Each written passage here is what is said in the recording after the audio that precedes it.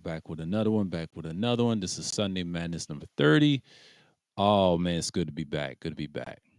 I had to drop that recorded on y'all yesterday, and it's pretty much what we see, what we get. Let's see here. Let's see here. I gotta make sure everything's set up. All right. All right. All right. All right. Oh damn! Damn! Damn! Damn! Damn! Damn! I'm setting up. Okay. Let me get started. Let me get started because I know people's gonna come in here. Ah, shit! Hit the wrong goddamn thing. Shit. Oh man, let me focus on something. It's not entertainment. I'm not trying to rush. Yeah. Damn, it's been a minute. Let me get my settings right. Yeah. We got a lot to talk about. I gotta catch up. What's going on? I see the drama from the so-called B set and black set going at it, but it's pretty much the same old.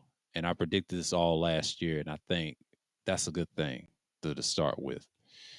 So once again, um, this summer's been wild. Like I said, I predicted like last month, and then I took that long break for a reason. And quite interesting that people still trying their best to make sure that things go right. But one thing about me is just like, I mean, I'm my own business now. Like, I really don't be getting this stuff because I was out all that whole those weeks in that last month, the whole first half of this month. So this month's about gone, and that's the idea, because the half of June I didn't really did that much content. I just kind of just fall back and took a long break for this. This thing can run you crazy. I'm living proof of what I've left and came back. So I know people are just like saying what was going on with me, but I've been chilling, seeing things in the summer. It's been rocky. Then had to take care of mom's dog. She's been doing good. So it's pretty much, family shit. And like I said, I mean, the sports world is different. I heard a lot of these trades and dramas and things like that. So, but pretty much it's the same old, same old. Pretty much the same old, same old. And let's talk about this Roe v. versus Wade. I think I had an interesting conversation with my mother about it. I know she's pro in the pro feminist thing and all that. I don't know why, but that's my mom. That's our beliefs. We had a discussion. She was highly upset when the decision changed, and I told you this was going to be a problem. And I saw some niggas celebrating on YouTube about it. And I said, you better be careful. They may make a law about this probably a couple of years down the law. It's going to be a new name for it. They ain't going to call it the R and W no more. Roe versus Wade. You already know the situation, the history, but yeah, black men should never celebrate that because that ain't our business. That's their problem. That's usually the white woman's problem. It's not really our problem. It's not even our fight. Don't celebrate because that thing can come back to bite you. And they look at these videos, see you niggas celebrating. You're pretty much done.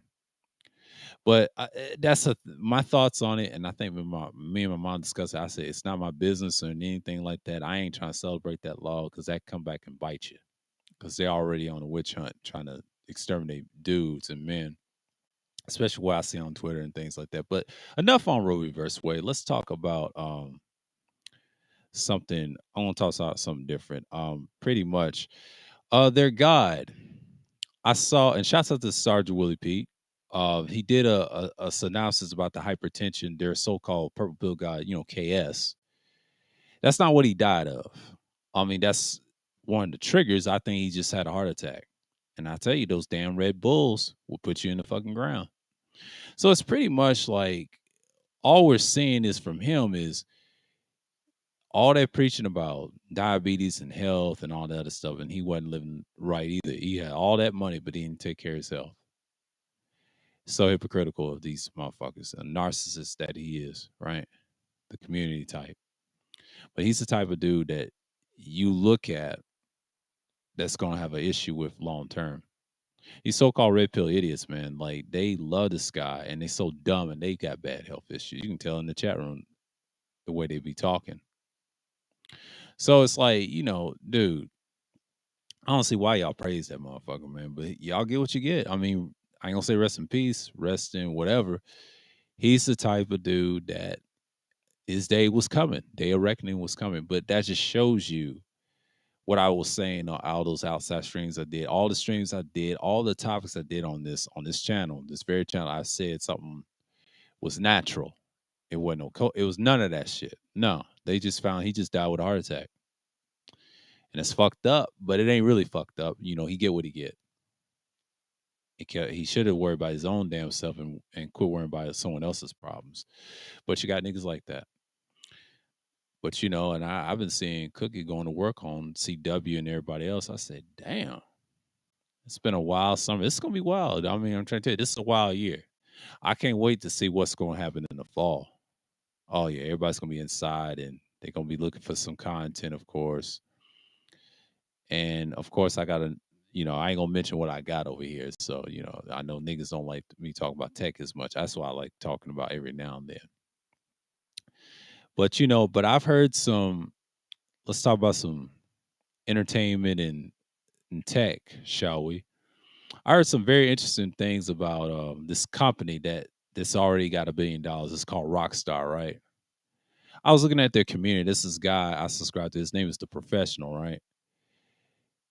You know what's so funny about that community? They still been going on forever since I had my old channel, and this channel I've been seeing for years and years. When GTA 5 came out for the very first time, that thing made $1 billion, and it's almost 10 years old. Years later, they're trying to work on number 6. Now they said it's gonna come out 2023 during the fall, then the beginning of 2024. I believe it's gonna come out 2024 in the spring. That's all I'm gonna say. It's gonna be like that. I don't think it's gonna come out 2023.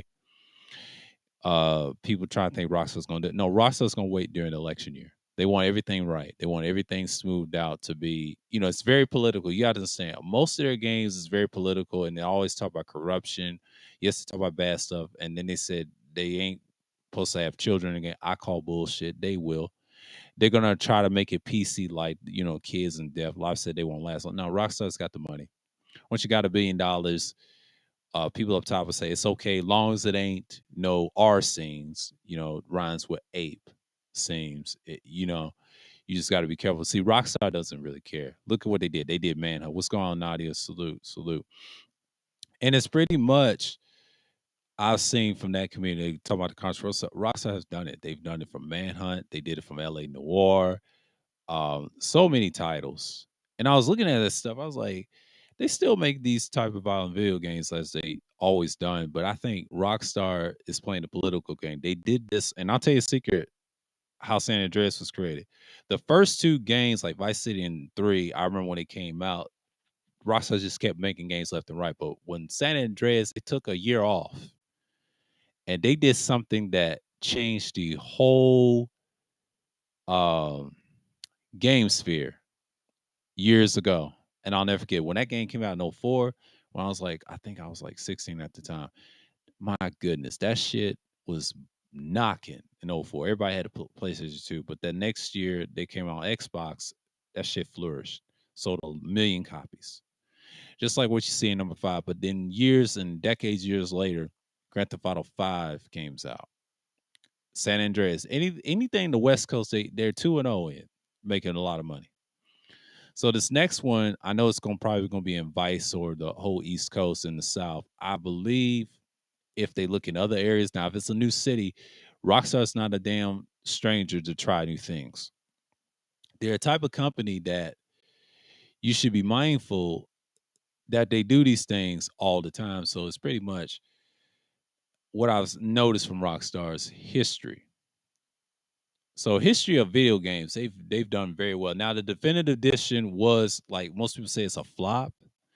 To me, I haven't played it just yet. I'm gonna tell y'all in on the Sunday Madness review what I think about the game, and they made some changes and things like that. I have not played it yet. I'm on number 5 right now because I haven't played that since 4 years ago, since 2018 on the PS4. Now I've played the original one. I got the original one on PS3, and I 100% that game is easy. I followed the checklist. I did the online thing. Years ago.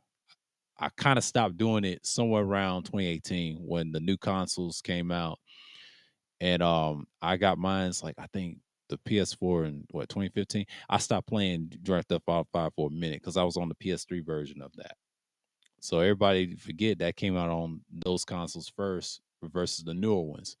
Now, and the reason I'm talking about this, the game company, and this is all political related because the characters and the voice acting is really big right now. Because what you saw in 2020, they might add that element in the game.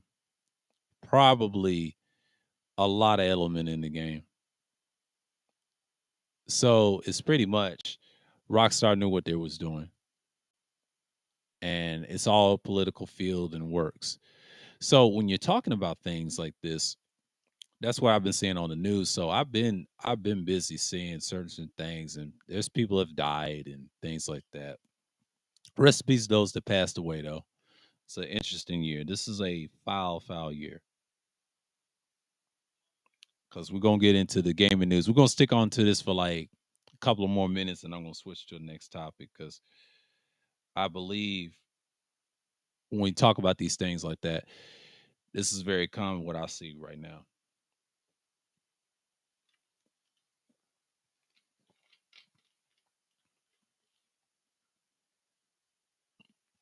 So,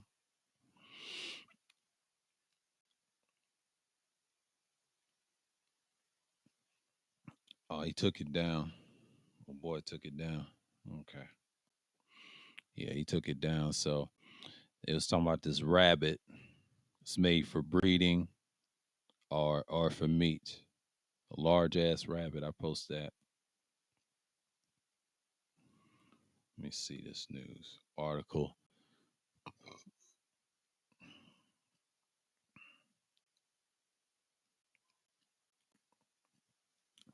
So we're gonna get into NBA settlement with George Carter. They pay a settlement. Rest in peace to the guy.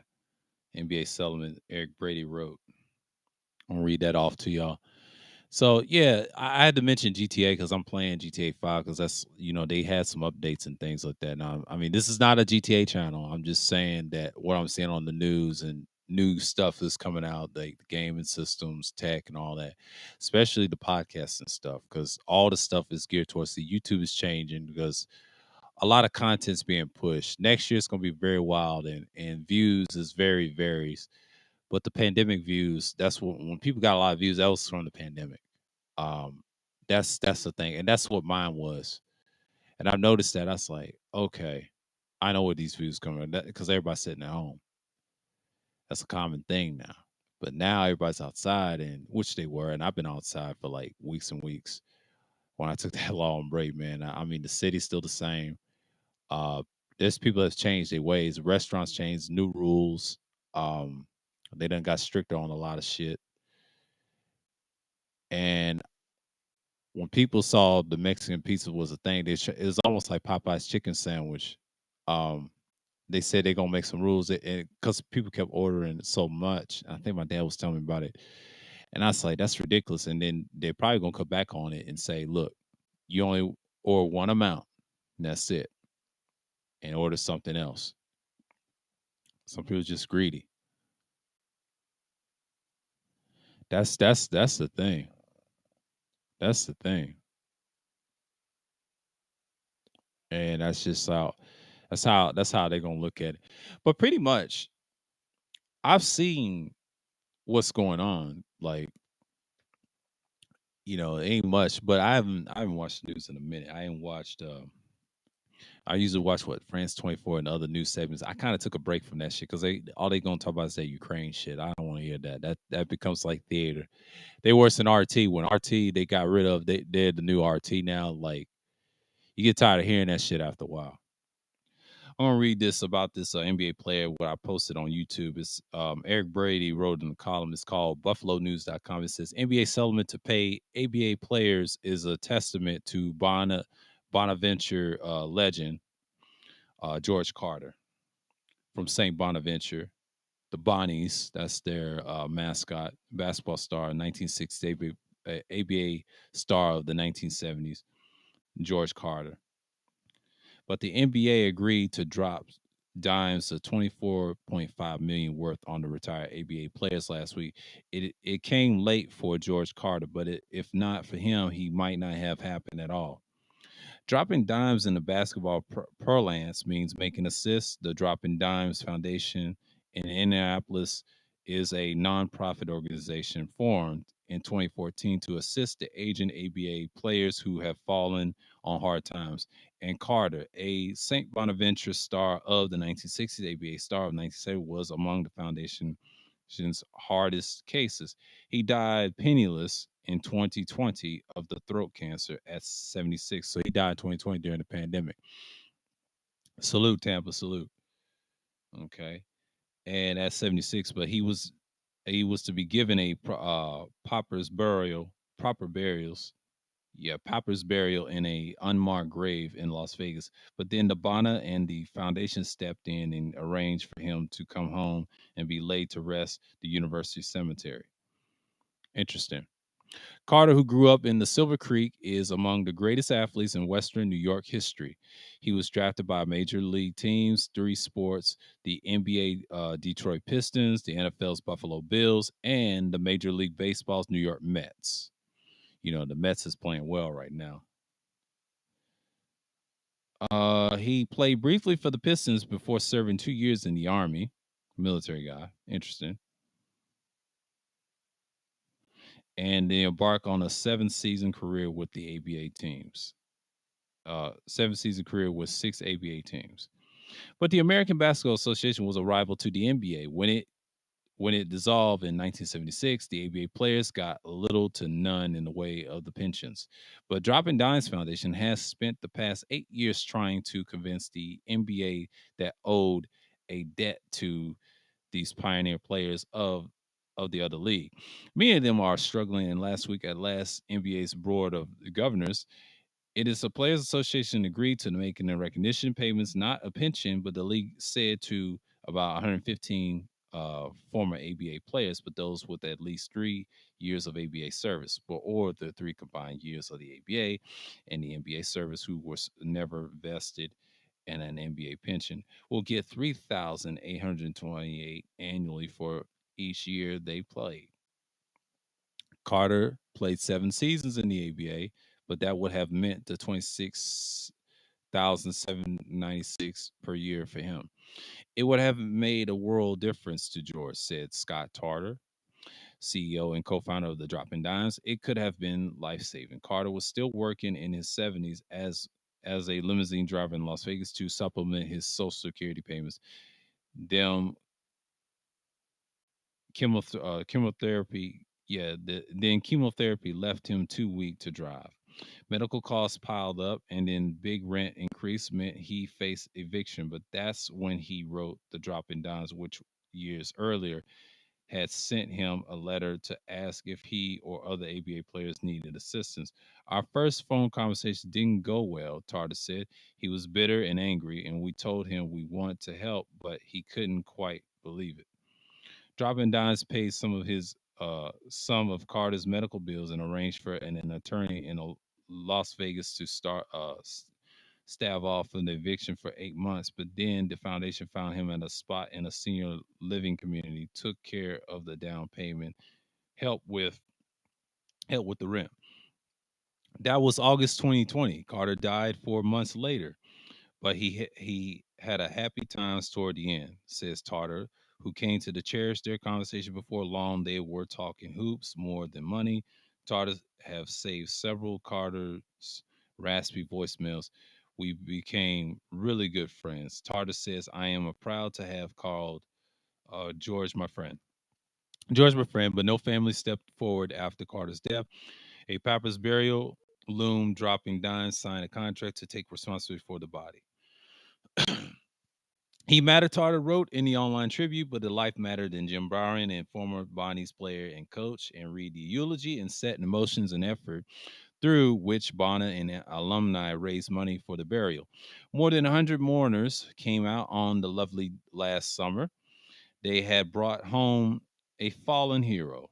Jim Stallion and one of Carter's Bonnie's teammates called it the most Bonaventure thing Bonaventure has ever done.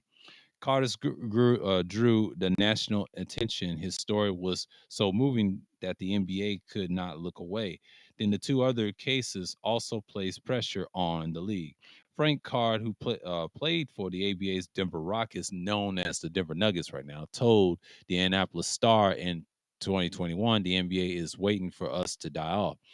And Sam Smith, who won an ABA championship with the Utah Stars, of course, now, the Funk asked that the pictures be taken of him. He laid in a hospital bed with a multicolored ABA basketball at his side. He died soon after in May. So he died in May 2 years ago. Okay. Tarter's views in the last week good news as the Card Smith recognition payments. George was a real stud in the ABA. Tarter says people forgot how good he was. Enough to make that all century team at St. Bonaventure good enough in the ABA to be traded for Julius Erving. Good enough to the average 18.2 points per game as a pro. He averaged just 2 assists per game.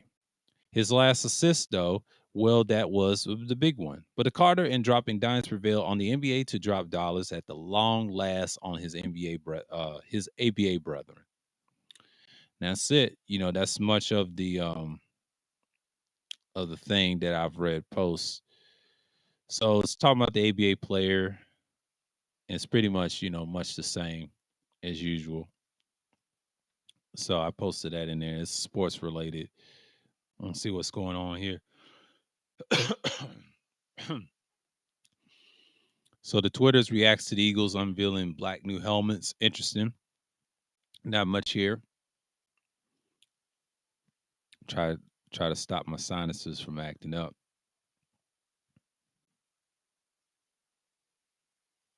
And I'm just like, I don't see this comment pretty much. So yeah, it's just like, new things, new changes. Ever since that championship with the Rams, they ain't gonna go back. I already know they're through as a team, so it ain't really much. I'll post it. And there's a fears of white whale found washed up on the Malakuta Beach, world famous. Yeah, they found it on the beach. And there's Juan Soto, sports, all the other stuff. So it's not pretty much been going on with me. So Indianapolis man, I found some news on Sky News. Indianapolis man, I think 60, I believe, 60 accused of dismembering dead girlfriend with a chainsaw. Yeah. It's awful. I try to tell you, it's been a bad year for most people. That when people was isolated on the pandemic, they was too busy about the wrong shit. They make sure the things come ahead. So you got to understand that people are just emotionally driven right now. So the stuff is it's 2:39, pretty much what you're seeing right now. So I ain't gonna switch yet because I ain't dropped the link. I'll wait till the hour mark. So if anybody wants to come up, if not, I'm just gonna keep going because usually like 2 to 3 hours when I start speaking on Sunday Madness. Because normally I'm just talking about political stuff, still current events and things going on, and YouTube. It's all of the above. It's a free for all. It's free for all conversation. But Wednesdays is my political content. I'm talking about what's PC culture, what you're seeing right now. We're gonna stay on topic on that one for a bit. It's pretty much the same what you see now. So that's the thing. When you look at things like that, the culture is still here. But I'm just gonna tell you off right now, off rip. I mentioned off early in the stream, Roe v. versus Wade is what it is. I mean, they got rid of it.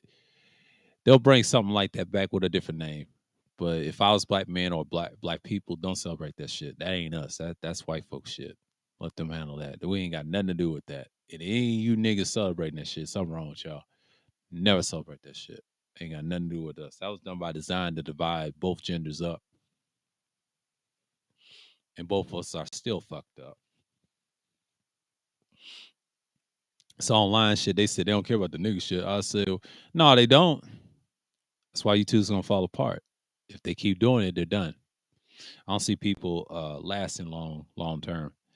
I try to tell people just do their content and move on. And that's pretty much what I'm saying in so many words. But you got people just doing dumb shit. And speaking of which, I think I saw a stream with Cat. They was going after Octavius Optimus Prime or some shit, you know. But shouts out to Cat. I mean, Cat's doing a thing because everybody's doing different things. So it's not something I normally do.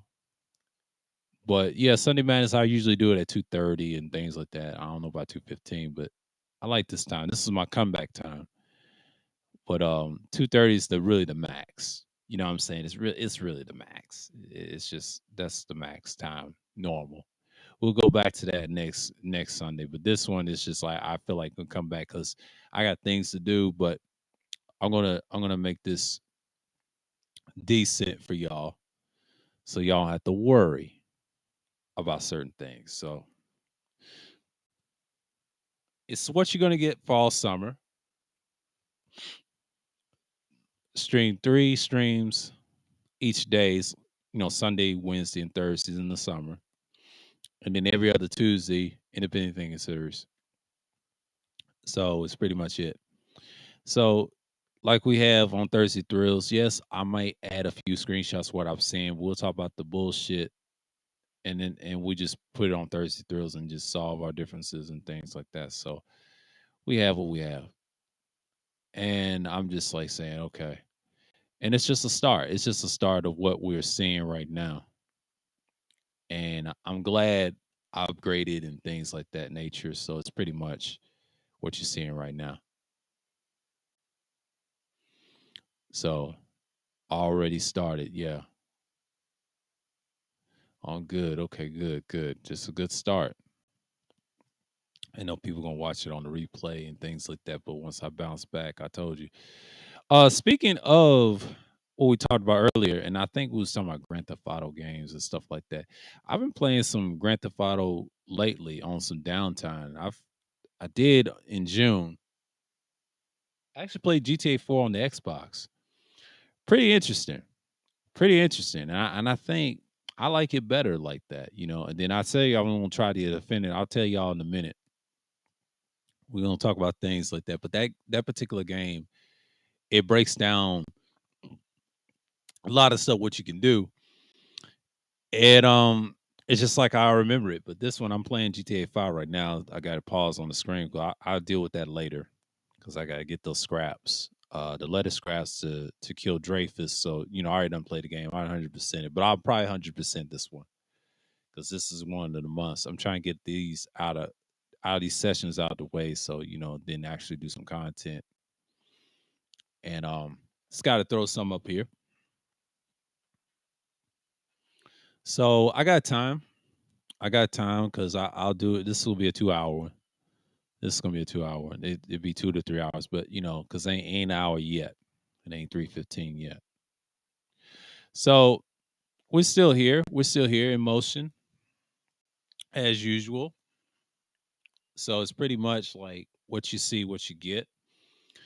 And you know, speaking of, besides the nigga shit and the bullshit on YouTube, it's still the same shit.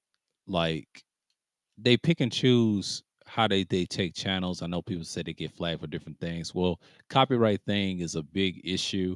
I noticed something when people play music and things like that. That's happened before I dipped. That thing is always going to be an issue, and it's very political. I think people should just be mindful of that. That's just the bullshit that people got to deal with. You know what I'm saying? Like we gotta understand some people gonna be on that bullshit, bro. That's just how it is. And I'm just in one line right now, so I'll hook this other one up. Yeah, I'm just gonna drop this down a little bit. I'm just adjusting something right quick, but yeah,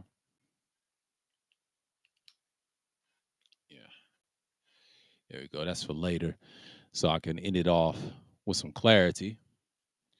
But like you've done this and we've seen this time and time again. And I'm just like happy that I'm still back and still breathing and things like that. So you'll see some outside content. I think I'll post some probably Tuesday or Fridays because I don't know about Mondays. Mondays is I'm taking up time. I'll probably do some Tuesdays or Fridays, do some actual content and go outside and actually broadcast what I need to do. And it's pretty much, when day break or whatever, and I have my moment. So it's like, you just do your thing. Because this summer is gonna be very interesting. See, there's gonna be some August content. Speaking of which, wait, what I want to talk about, I almost forgot. Almost lost my train of thought. I'm trying to think of something what I was about to say in so many words. It's been a lot going on. It's been a lot going on YouTube and other things as well. Speaking of which, because I've been looking at the Grand Theft Auto community for like the first part of July, and then I'll subscribe to two channels. And then Guinness Walker does the lore, and then the old Grand Theft Auto games. He did that. I subscribe to certain people, and that Grand Theft Auto is addicting. That Weiss Network that does the Rockstar games, that shit is addicting. I'm watching it right now, but I ain't gonna play nothing in the background. And he's playing old Vice City. I already done beat since 4 years ago, and it's pretty much the same old stuff. Like they use their videos or the ones that got copyrighted to play those, and it's just I'm gonna watch my man Gills and them later, Wallow and them. So I'm not gonna be on it too long because you know what I'm saying. Because I'm not gonna stream marathon streams like my boy Kuda. But shouts out to Kuda, man. Like he went to Thailand and he did it. He did it. You know, and that's what it was. So you gotta understand something that means something into this day and age. Yeah,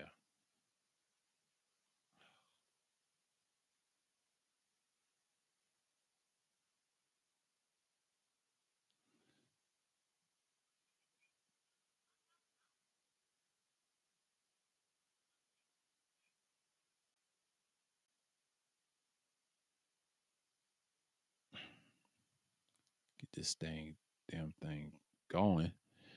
Oh my god. What's going on, CFR TV? What's going on? All salute, beautiful one. Salute, salute. Yeah, I think people just be on their madness right now. So, and I think I saw Ramil's LBM Coliseum, man. That boy, wow. That was a wild stream. They had three syllables. They had everybody on that panel, man. It's ridiculous, man. Them niggas talking about the same old bullshit no one cares about, man. But would y'all just move on from that bullshit? Like, come on, man. KS is dead. All right, your God done passed away of a heart attack, even though hypertension was the leading cause and other things, other health factors. Those damn energy drinks, man. Like I said, like I predicted, they were saying that when he died, he had too many in the system. They kept, they good with the autopsy and the CSI shit, the scientific, you know, compelling evidence. So that's the type of stuff we live in. So you're pretty much seeing bad people with bad health problems right now. So, the drama's going on, the violence, a lot of these mass shootings and, killings and things like that. But that's pretty much normal in an Armageddon like society. We're already in it. So it's pretty much, I'm not tripping what's going on out here. But shouts out to Kuda. Yeah, I was about to say Kuda in Thailand. Okay. He did it like he did in his all streams. And I salute the man, man. Like, hey, he did his thing, and I ain't been over there. I peeped through his streams, but I've been busy, And he was on the panels and he was on Ramil shit the other day. And Ty City's right, yeah. It's like that Melly Monaco. Let me speak on her about it. I told y'all last month she's the new KS. She's gonna take KS's spot, and people just didn't want to hear me. I said this last month. I said that last month, and she is a failed artist and a failed model. So the reason she puts models on those pineapple shows I've been watching and people in the sky watching, it's because she's desperate to get attention. She draws other fools out to get attention, and then when dudes hit that link, it's a wrap. You have to cam up there and be presentable. And she's a matchmaker. She showed you she's a matchmaker for a long time ago. So it's like I'm not saying not like her. I'm saying she's pretty much stable what she's doing. So you're seeing the big picture here. I told you, is co-ed panels are a thing. You know what I'm saying? And beautiful one said, "Yeah, she's so obnoxious. Yeah, yeah, she is. Damn straight, damn straight." Turn on the chat overlay. Damn straight, damn straight. She is very obnoxious, and she's aggressive, and she looking for some should I say looking for some dick. That's what she looking for. So it's pretty much like what you're saying right now. I'm just saying, like, just be honest. Just be honest. That's what you're doing.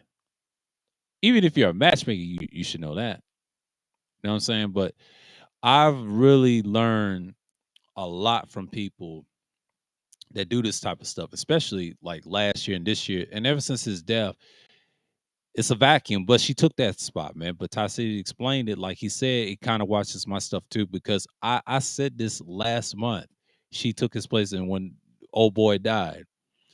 And now it's come to fruition. But see, they be listening what we be saying because see, I was absent later last month on the tail end, and then absent the rest of the month, and come back and doing some content. Now I don't do this more often in the summer because I'll take a break from it because I'll take my time in June and July. Those are the months that people don't get views because everybody's outside and the beach is hot and everything else because there's no pandemic or the C virus out there, and it's limited, or monkeypox. It's pretty much everything. So what you got right now is niggas doing all types of shit trying to get attention and get views, and I respect that. But then I saw Sexy Red did a stream too. She's doing very well. But here's the thing, niggas, you cannot hide your subscribers count. I never do. I ain't got nothing to hide. But you niggas do. You niggas do. And it's pretty much the same old same old. You know what I'm saying? But y'all give me about 2 minutes and I'll be right back.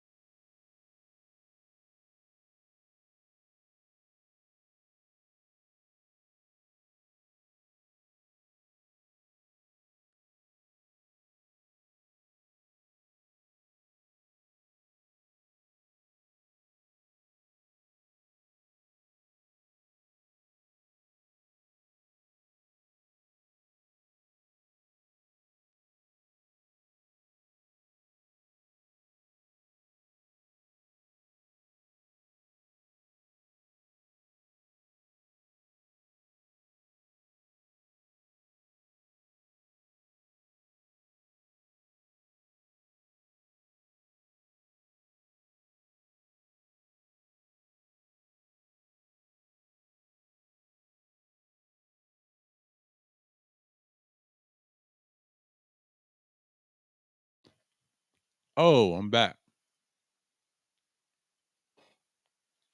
So it's pretty much I'm saying right now, but people we talk about the nigga shit all day.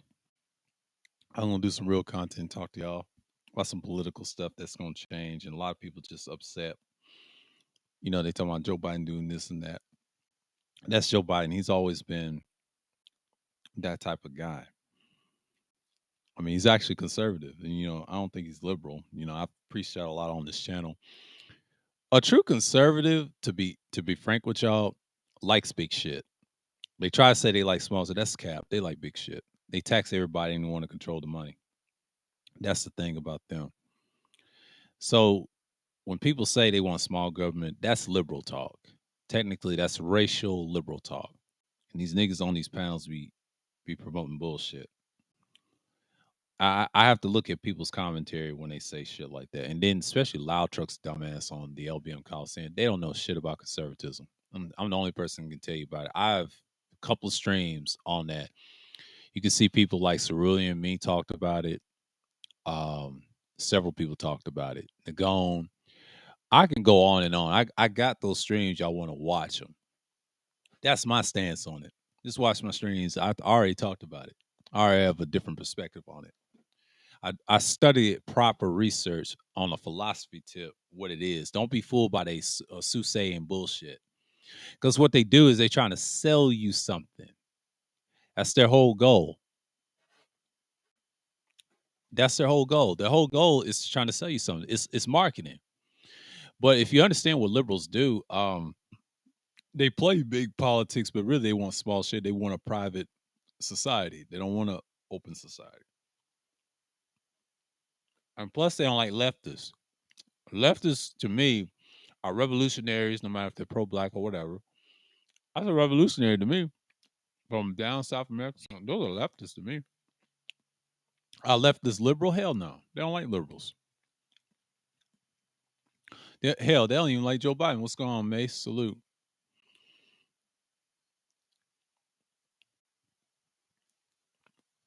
And it's just what it is. But one thing I can say about liberals, they always show their hand, no matter if it's I don't believe in the light and rough politics. I want to talk about that on the self live stream. I call them myths. I'm gonna start doing that. I'm gonna make that as a Tuesday self live stream. I'm so sick and tired of people using the left right tactics. That's not real politics to me. Because if you study the root of those philosophies of conservatism and liberalism, you have to break down what they're known for in action. I'm not going by what they say. I'm going by their actions. My experience when Obama was in there on the tail end, 2016, he was in office before Trump won.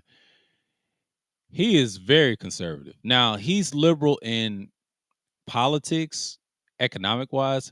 He'll be labeled as a liberal slash conservative. I've talked about this a lot on the conservatism strings. He'll be a L and C.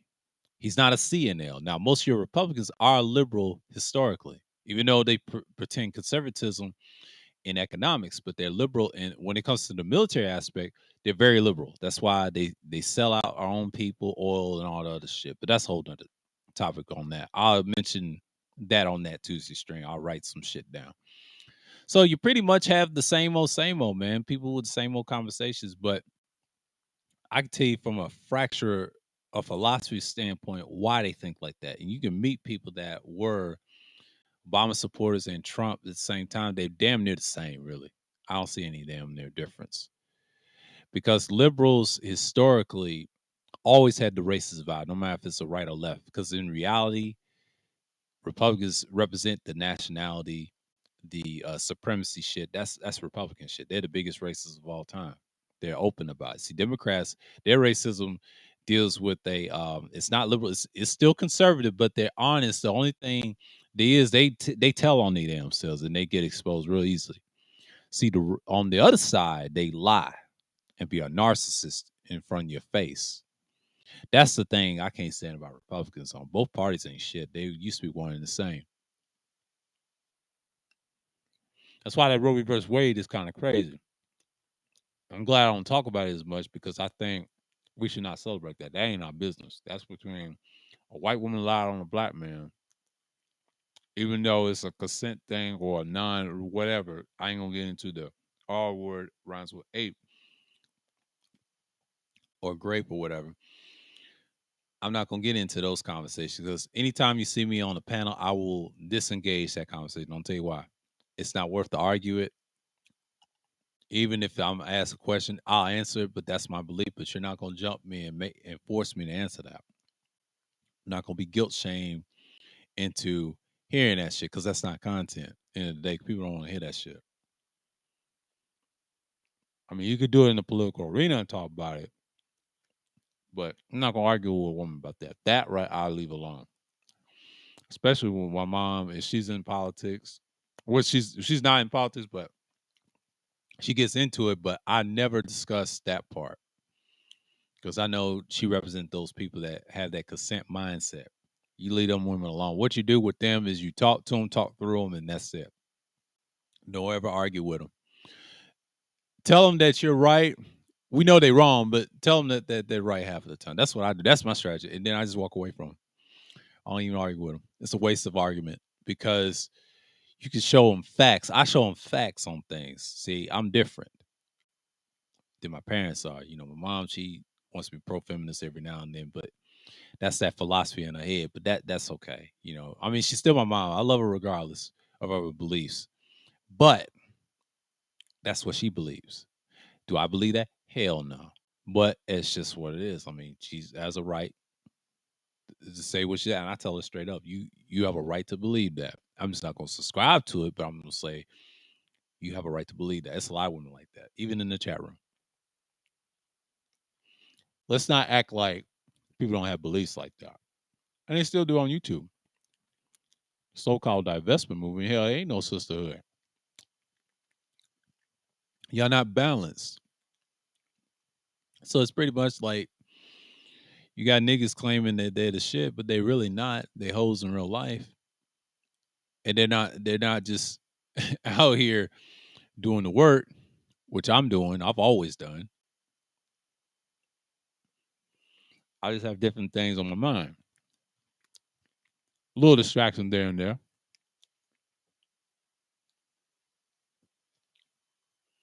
So, man, CW's been taking a beating from Cookie. I don't know what's going on there. And I predicted all this last year too. Man, it feels to be right sometimes. I tell you, that's just turmoil. Everybody's not coming out and looking for cover now. They ain't staying. Everybody's outside. I think it's gonna be like this for all the year and next year too. That's gonna be completely gone.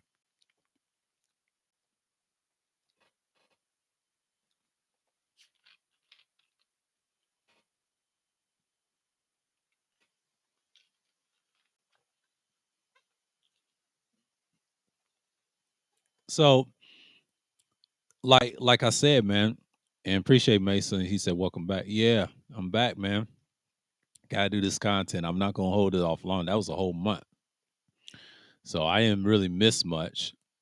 People just arguing back and forth, and that's the thing. So yeah, I got something new about to spark up, and it's just like we got what we got here. So it's pretty much. And I just don't understand why people just don't really properly upgrade. But Kuda said, yeah, they have the upgrade and this and stuff. He's doing good out there in Thailand. I was like, damn, he's out there, homeboy out there. So yeah, like I said, man, this stuff right now, and Ramil's getting back on fire. Like I told y'all, like he can get 5,000, 7,000, or 10,000 if he wants to. He can take this if he wants to. This is his year. He can do it. Me, don't worry about me. My content is growing a little bit, but it's just I've been on this thing for years, so don't expect much. And now if I make another channel, it's gonna be different. I'm gonna talk about some probably some lore videos and tech and all the other stuff. And if I have the studio built or whatever, eventually in the future, I'm not in no rush, but that's something to keep in mind for me. That's something I want to do technically. If I want to do the YouTube and turn it into a business somewhere like that, yeah, you got to do it as a branding thing. To me, I'll take the sports and tech route. That's what I would take. I'll separate from this shit and get a different audience. That's something most people should do. So it's pretty much like ain't nothing changed over here, so to speak. But you have people talking about this stuff all the damn time. Pretty much like, I saw a tech show with Sound Speeds interviewing Chris Judd, and Bandrew had a busted up studio, water leakage. It's one of the tech guys I watch. That guy in those reviews, they was talking about the stuff they was talking about. Okay, that was going on, and then I watched this another one with Dark Corner Studios. They're my favorite. They out of Canada. They talk about broadcasts and stuff like that, and everybody's tripping off this RC2P Rodecaster Pro 2. They said a lot of firmware issues. I'm glad I don't purchase no high equipment like that. Same old sound effects, but a little bit different. The glass covering's about almost like the same, but the glass, like the screen, is bigger than the other one. The other one's flat, and it's a lot smaller than the other one. So the sales are dropping. So I don't really talk about tech as much, but I'm telling you the stuff that people are getting. And then there's this Vocaster. The Scarlett always compete with them. I never understood that, but I'm just like, dude, y'all need to stop competing with these companies, man.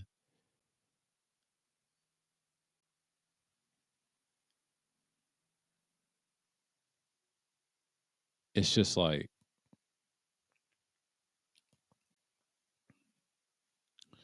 man, he says a mixing console. And it used to be, okay, was it used to be what? It used to be $600. Now it's 700. The second one is $700. That's crazy. And the other one used to be 600. It dropped in price. 488. Yeah. People, yeah, they dropped it in price. Best Buy, you can get it for 600. They kicking this damn thing to the curb. Watch. I tell you, people looking for equipment. Well, you got some equipment right now. It's a lot on sale.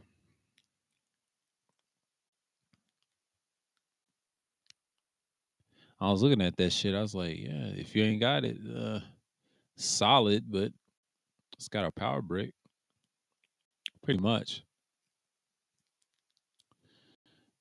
Yeah, man.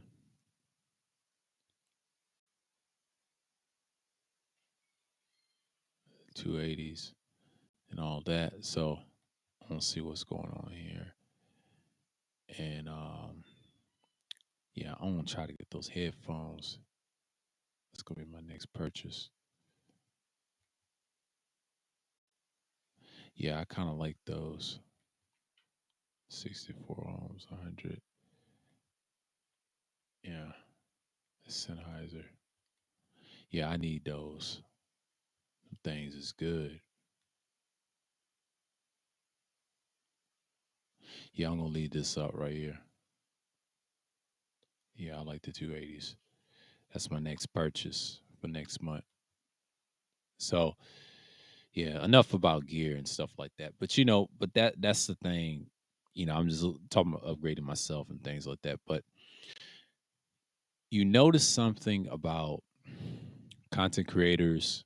They talk about problems, beefs and stuff. I don't bring beefs to the internet. Like in person, if we beef, that's we're gonna have problems, and I'll deal with you accordingly. That's how I get down. I don't do no internet beef. That don't exist. If I see you in person, you're done. Like if there was some disrespect or whatever, you're done in my eyes. So I don't start shit.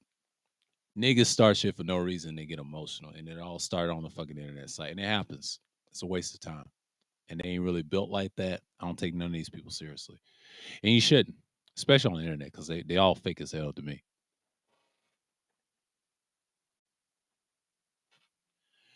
And I try to tell people not just worry about your content, but these niggas is fake for real, for real. Like I know there's no brotherhood. It never was. And I told you years ago, the Hebrew Israelite thing was cool until certain individuals stabbed me in the back. I had to cut his bitch ass off and then get him up out of there. I cut a lot of people off. And they try to say they cut me off. No, them niggas didn't do shit. Cut their ass off, period. Cut the whole thing off. That's how I roll, man. Like I don't fuck around. If y'all don't fuck with me, y'all don't fuck with y'all go fuck with yourselves. And I will never acknowledge y'all ass again. If they ask me about them, they over there. Them niggas ain't shit. It's like the rest of these niggas always getting obsessed with some bitch ass niggas, and those bitch ass niggas ain't even studying you. You letting them win psychologically. That's how they won the game, bro.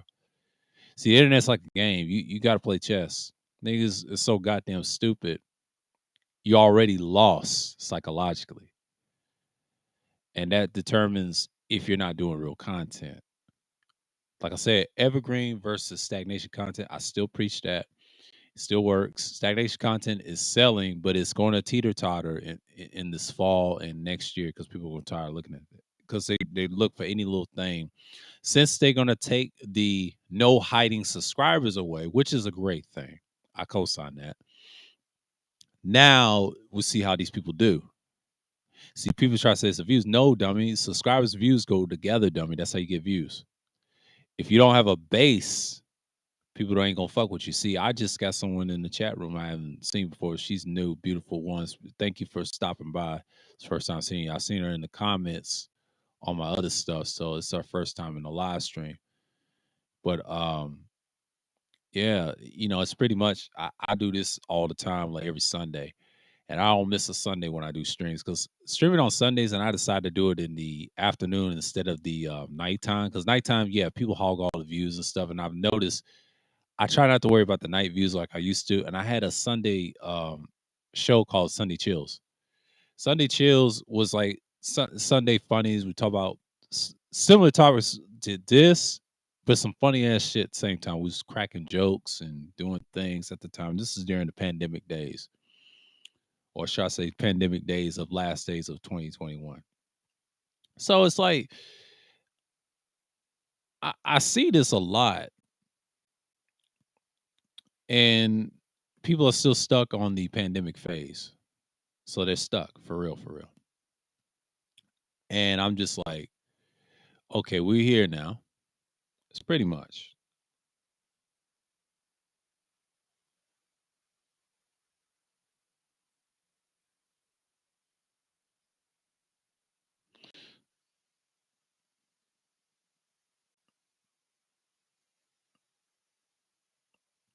And and it's just like, I paused for a minute. I'm sorry about that, y'all. But I was reading someone's tweet. It was talking about typical shit I see online the daily they dealing with on Twitter. So everybody's dealing on Twitter and YouTube. And they was talking about the dating market and stuff like that. That doesn't spread all the Twitter, Instagram. That's crazy. I mean, it's been like that, but now it's gotten worse. Everybody since they was isolated. This relates to what I'm saying last year in 2020. Those 2 years locked in the house, people acting crazy, tensions rising, people rising. So it's pretty much like, okay, we here now. So I'm just like saying in so many words, looking forward to it.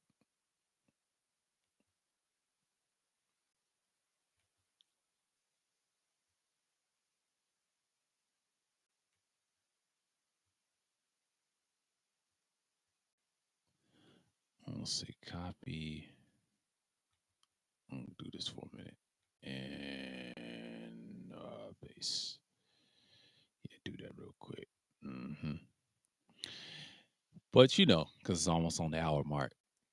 And like I said, like I said, some people just like looking at the wrong things and they just like, hey, let's talk about the woman stuff, relationship stuff. And I think people get stuck on, the KS. And I try to tell you, they can't get over that trauma. They say he died with hypertension. I mentioned Sergeant Willie Pete earlier. He broke down the health, what causes things. People get too detailed. I know he's in the medical, but salute to him for putting his 2 cents. And my thought is he just died with a heart attack. Those energy drinks does some damage. Does some damage to your heart if you exercise too long, walk too fast, and stress and walk all the time. It messes your knees and your legs a little bit. But walking helps. Walk slower and all that stuff. Get a good exercise, work up an appetite. Most people say that's true, but you gotta have great conditioning. Great conditioning matters. It always matters. It's pretty much what you see now. So it's interesting that people still stuck on dating and mating market. And I saw Wacky in the chat on the LBM Coliseum over at Ramil's. He said, "Red Pill was not about the women. It's deeper than the women thing like that." I saw his comment. I was a mod over there. And he said, "It's deeper than that." Of course it is. always have been. I always thought the red pill was deep. Even like in the movies tell you, it's a lot of shit that you see, the unhidden truths is there. It's pretty much the same old, same old. So, you know, yeah, we in the hour. Dump this off real quick. Yeah. Dump this off real quick. I'm gonna pin this and just keep it moving and pushing. But yeah, it's just like people repeat the same stuff over and over again, because I have a habit of it too a little bit, but sometimes you just try and get going and get your thoughts out, because I was distracted in something, but I knew I had some content to do. So it's like, what time is it? What we got here? I mean, I can see it's 3:16. It's 3:16 right now. And it's pretty much like, yeah, but I think shouts out to Teapot and Brother X. He's doing his content. They talking about the same old little coon stuff, but hey, they do what they do. And he was talking about political stuff. They was talking about who loves the white woman, but I ain't gonna get into that conversation. I know SKC, someone saw call him a supreme gopher, but I ain't gonna get into that. He's mad because he can't come over here because of that incident. I don't want to talk about it. But all I know is he tried to throw my name under the bus, and over there that didn't work. I was still watching the stream. And I had to go look at another stream because I didn't want to deal with the foolishness. But I'm entertained, but it is what it is. And I just saw certain individuals getting on panels now. What's his name? Cool Kamasi and what's this guy's name? I don't really care for him. The JR. When did he get on panels? Oh, salute, man, salute, 1G, salute. And when did he get on panels? Like, my nigga, when did you get on panels? I have to go back and watch X's shit. Like, nigga, you're not even that important. You're just a brainwash. I want to say he's a brainwash incel, but I try to be nice, but my God, it's crazy. It's crazy.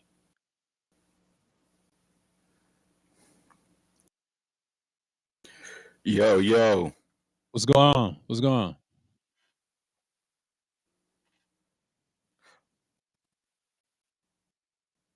Yeah, I can hear you. Uh, Yeah, I can hear you. am I not? Am I delay or is it from my end? I don't hear no delay. I can hear you. I can hear you. Oh, okay, because it's taking you a minute to respond. That's why I think it's maybe a delay. Well, me, but see, me, I'm not delaying. I think it's on your end, but I don't know what's going on. But I guess that's restreams or whatever. It's a little different. But I'm moving. I can tell on my screen. I'm kind of moving.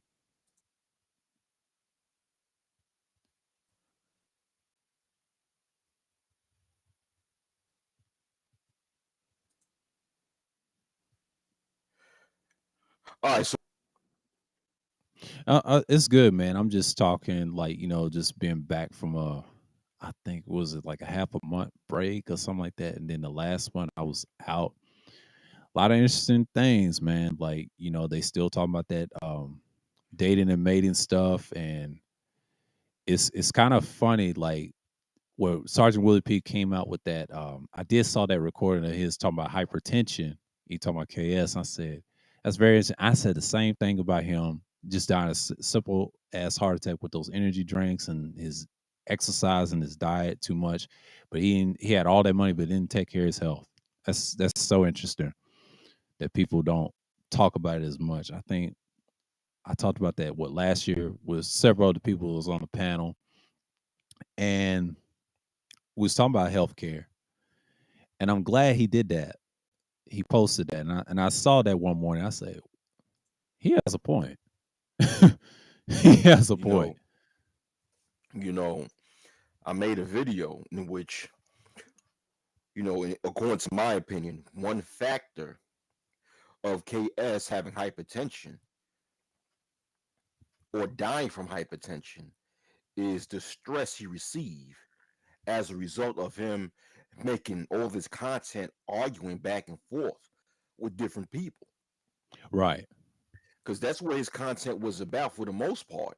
It is sitting there arguing, especially with so-called black females, and that's going to cause stress. And stress is proven to actually cause hypertension, or it's proven to be one factor in causing hypertension. So, Right. Right. to me, Hmm. that's one possible factor. Yeah. Stress is the number one cause of hypertension. I've been knowing this for years because some of my family members have it. I think on my mom's side and a little bit on my dad's side, but it's usually strokes and cancers. But that right there, what you just said, that's correct. Stress, and there's another thing that causes it too. Is certain type of diets you do. Like what he was doing was good, but he did it too much, and the stress, like you said, adds on to it. And he drank the wrong stuff. He didn't drink enough water to give the heart enough oxygen. It's certain waters you drink that for the heart. It's similar to the brain. You got to have certain oxygen in your bodies to keep it stable. It's plenty of ways to damage your heart and your lungs and your brain. All that upper area, you need that to survive. I hate Yeah. to say that. And for him to be of that age, Hmm. to keep arguing like that, that's not good for his body. And add the fact that he's always drinking these energy drinks. I mean, these energy drinks, they're not good at all, no matter what age you are. Right, right. But it's definitely not good for someone of his age, while he was alive, to keep drinking that energy drink, man. Yeah. The heck?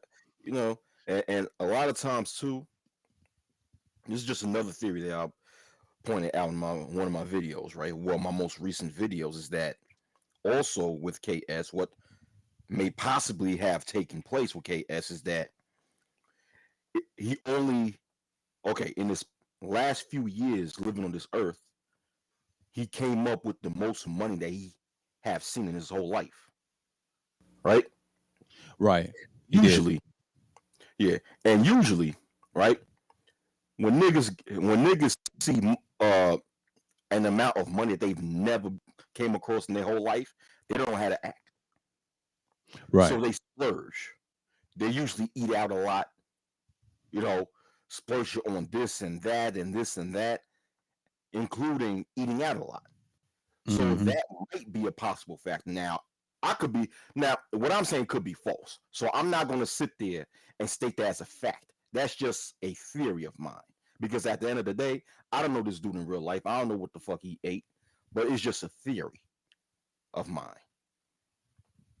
Right. Yeah, I mean, mostly his diet, it could have been somewhat healthy. Then he had probably unhealthy points. This is my viewpoint of it because if he's from the South, you see a lot of people get hypertension a lot. And this is common in his age group, my dad's age group, and this is why they own diabetes a lot. Now, my dad, he didn't get diabetes until he was pre-diabetes for years because he did the alcohol, but he didn't get it until in his 60s.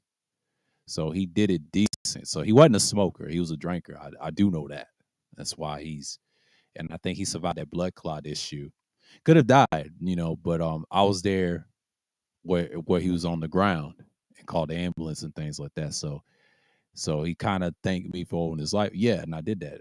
I could have let him die. I didn't care. It'd been selfish. But for me, that would hurt my sister at the other end. You know what I mean? I couldn't be that selfish. I would have been selfish if I wanted to do it, but technically a man like that, nah, I'm just gonna let the most High handle it. Our differences, whatever. I mean, we still get along now, but it's just like, but that incident, was it last year? I believe it was last year, and I think it was right around the time last year or something like that.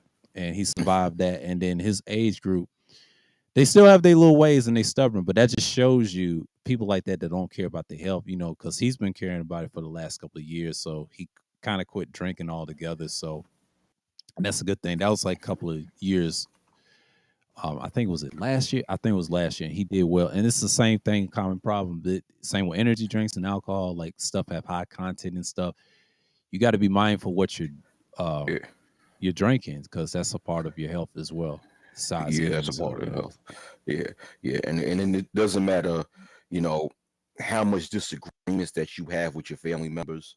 If they're in a life or death situation, it is necessary for you to act quick and do your best to save that person's life, which means that you got to call 911 just in time.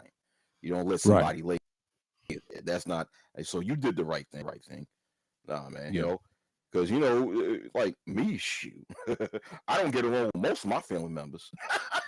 Yeah. Shit, It's just shit, but same here. but But one yeah, but thing I I was wouldn't thinking let about. them.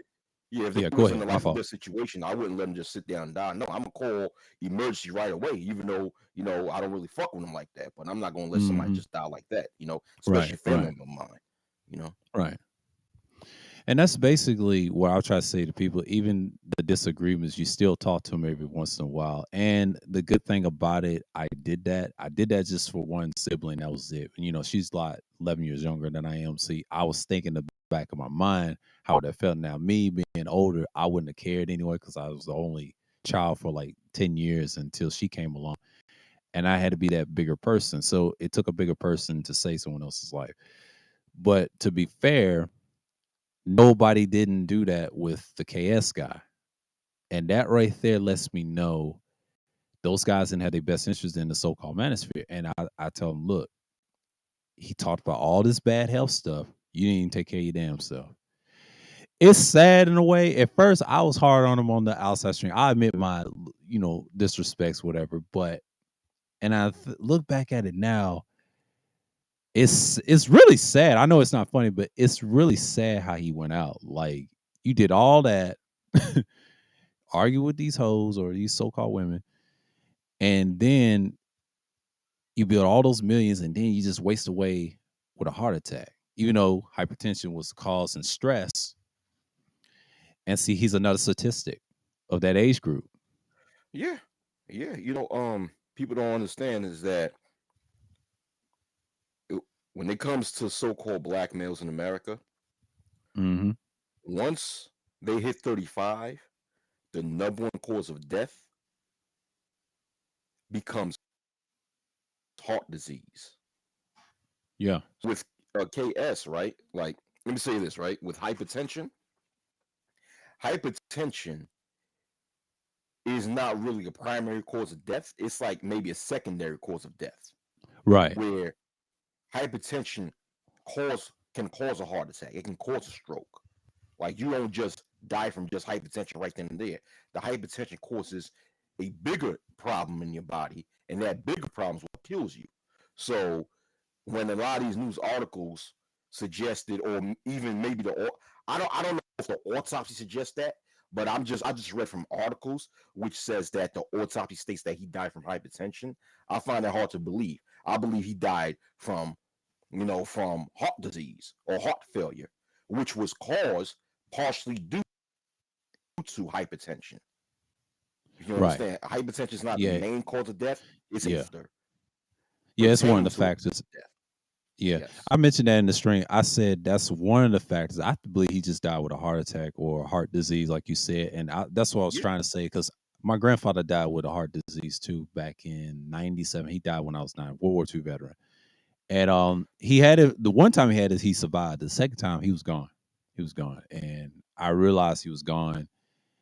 And one of my favorite people in the world, though, passed away, but told me a lot about the war. Yeah, he did some combat and some killing, of course. That's how he got the Purple Heart. That's why he lost his foot in World War II in Pearl Harbor. But after that, the stress and family and things like that, it catches up with you. And it was bad dieting too, like Southern diet. It's a combination of a lot of stuff. And then it builds up that heart disease. And you got to take care of your body as much as you can. Um, Especially what you say, 35 and up. That's the threshold age. And then once you get to 40, you really got to fight more to stay healthy at the end of the day. Fast food is killing everybody. I forgot to mention that in the stream, but I was looking at that. I was like, oh man, this is a problem. And then the energy drinks and stuff you're doing. Yeah. I mean, dude, you got people that's dying of heart attacks in their 20s now. This is Hmm. how bad the food that we're eating in America has to become, where you got people in their 20s now dying of heart attacks, such as Eric Garner's daughter. I don't know if you heard, but a few years ago, like around 2018, 2019, Hmm. his daughter, of course, you remember Eric Garner, right? Yeah, I remember Eric Gardner. Yeah. His daughter in like 2018, 2019 died of a heart attack at 27 years old. She was 27, you know, and while she was alive, man, she was pretty big. And it's like, damn, to for someone to die of a heart attack at 27 years old, that means that, in my personal opinion, once again, I'm just giving out a theory, not a fact, because at the end of the day, I don't know Aragon. I never knew Aragona's daughter, but just just by me just thinking how someone can get a heart attack, you know, she must not have been. She must have been eating the wrong stuff ever since she was a child, and it just stuck to the bad dieting until she became an adult and died of a heart attack at 27. Because, like I said, while she was alive, she was pretty big, man. Yeah. That's usually the way it is. If you're overweight like that, yeah, it happens. I mean, I think I have a bigger because he's still alive. I can't believe he's 40 and don't have a heart attack. I guess despite his autism, but he don't have those problems. Now you do have some people, like you said, younger do die early, premature heart attacks and deaths like that. I say, damn. And yes, the food, dieting, and exercise is the number one key to get rid of it. But it's you got to start them when they're really small, like at least 8 or 10 or whatever. Let their body fully develop. But that's not even easy, because what can you do? Grow your own stuff. That's to me, that's my solution. Grow your own stuff. But fast food at one time used to be a treat in my dad's era, but now it's became corporations came in, the chemicals and stuff. People start dying more, obesity and things like that. You ever heard stuff like that? I was like, wow.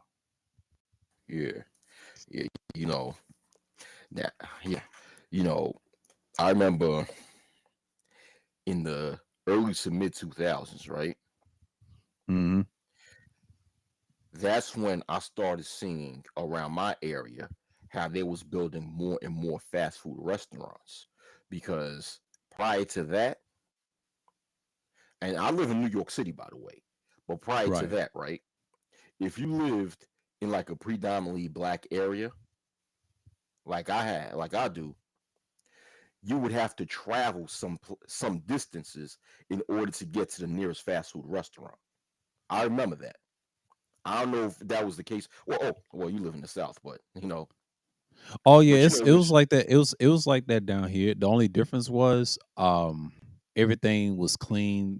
Neighborhoods was changed. It was like that where I was originally from in Tennessee. Like those fast food restaurants left and right. There were nice, expensive ones and mediocre ones and the poor ones. It yeah, got worse after yeah, that too. But it's like that where you right. from, because I'm familiar hearing stories about what was going on up there with the fast foods up there, and I was like, wow. Yeah. And then they brought No, it down here. Wow. but what? No, but what I'm trying to say is that because Hmm. like in New York, Yeah. in New York, almost everything you can find is of a walking distance. It's not like other places where you need to drive some distance in order to find it. Right. Exception of a fast food restaurant at that time. Like I remember a point in the time when I was a child, the nearest Burger King to my house was a driving distance. The nearest Kentucky Fried Chicken was a driving distance. The nearest McDonald's was a driving distance. So things was not that fast food restaurants was not that available around my area as it is today. It was starting in the 2000s where I started seeing more Burger Kings being built, more McDonald's, more Popeye's chicken, especially Popeye's chicken, man. More Oh yeah. Papa John's and all that stuff. So I predicted. I'm like, hold on. So I made this prediction. I said these fast food restaurants are purposely being built more and more in these so-called black neighborhoods in order to get our people to get used to eating more bad foods so they could die of health issues later on. Yeah. So I That's done by predicted that. And design. when you Hmm. look, yeah, and when you look at it now, dude, I know you've seen certain children now, man, them dudes is big as a fucking horse, man. Oh yeah. Especially down It's like, here. yeah, When I saw what? that in '07, It wasn't like that with kids. I mean, you had overweight children, and it started, like you said, in the 2000s in the South, and it was coming all over. And some of them did come from New York and moved down the South and try to lose some weight. They did, and then they gained it back 3 to 4 years later. And it's gotten worse now in Georgia because I see them overweight on TV now. I'm like, wow, because since I've been out of work, that particular job in Smyrna, and I'm like, it's ridiculous, but that just shows you times has changed. Fast food's everywhere. Even the restaurants that's close to this neighborhood I'm living in right now, they're built everywhere, moving in, and the ones that left, and they're still building them. But it's a money chain. It's cheap. Um, Taxpayers, they messing up every neighborhood. You're right. It's in all black neighborhoods. I've noticed, especially here. It's even worse. So Yeah, man. Yeah. yeah, Damn. And now, I be seeing children and they damn huge, man. right. And that's different when I was a child. I know, like when I was a child, going to elementary and junior high school, of course, there were chubby kids and there was fat kids, but the fat kid, there was like maybe one or two fat kids in the class Yeah, when I was a child. But it seems like as far as so-called black children go, is that being the fat kid is average now, based on what I'm looking at. yeah. That's That's crazy. been like that. That's been like that. When I was coming to the world, you did see some fat kids like in the early 90s. I was born in the late 80s. And I said to myself, they exist. They was all in the corner. They was below average or whatever. But ever since I graduated see, I was held back the extra year because of first grade. That's why I graduated '07. After that, I start seeing more and more each year, especially since I moved outside of Atlanta. They're everywhere. It's kind of like they're above average or average now. I'm like, they never was that above average. They was usually average or below in the South. But now it's like, oh my goodness, this is ridiculous. You know what the blame is? Yeah, we can blame the big women movement and all that stuff, but it all goes back to 2003 and the fast food and stuff like that and the modeling. Things has changed. It's just like the gay crowd. You look at it for what it is, the rights and all that, and then later, once they have the rights, they try to treat them like niggas now. But see, the niggas is like the bottomless pit now. They don't care nothing about us like that. Because first we used to deal with that forever. Now everybody wants to compete for a spot, which is ridiculous. I mean, and since we're talking about food and the looks and modeling, like that's just wild to me. I've never seen nothing like that, and it became the norm. And like I said, it's the new Apocalypse, new Armageddon. You're gonna see more and more. I mean, the summer is wild. Yeah, I'm seeing all types of it's people, man. in the early 2000s, uh, being overweight or being big became much more accepted within mainstream. Oh, yeah, he done cut out. He's trying to say it was mainstream. We'll finish up Wacky's point.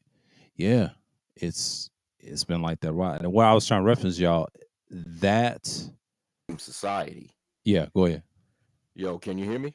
Yeah, I can hear you. You just cut out a little bit. Finish what you're saying about the fast food and the mainstream, like it became Yeah. mainstream with the fat kids. That's what you Okay. left off at. Yeah, it was yeah.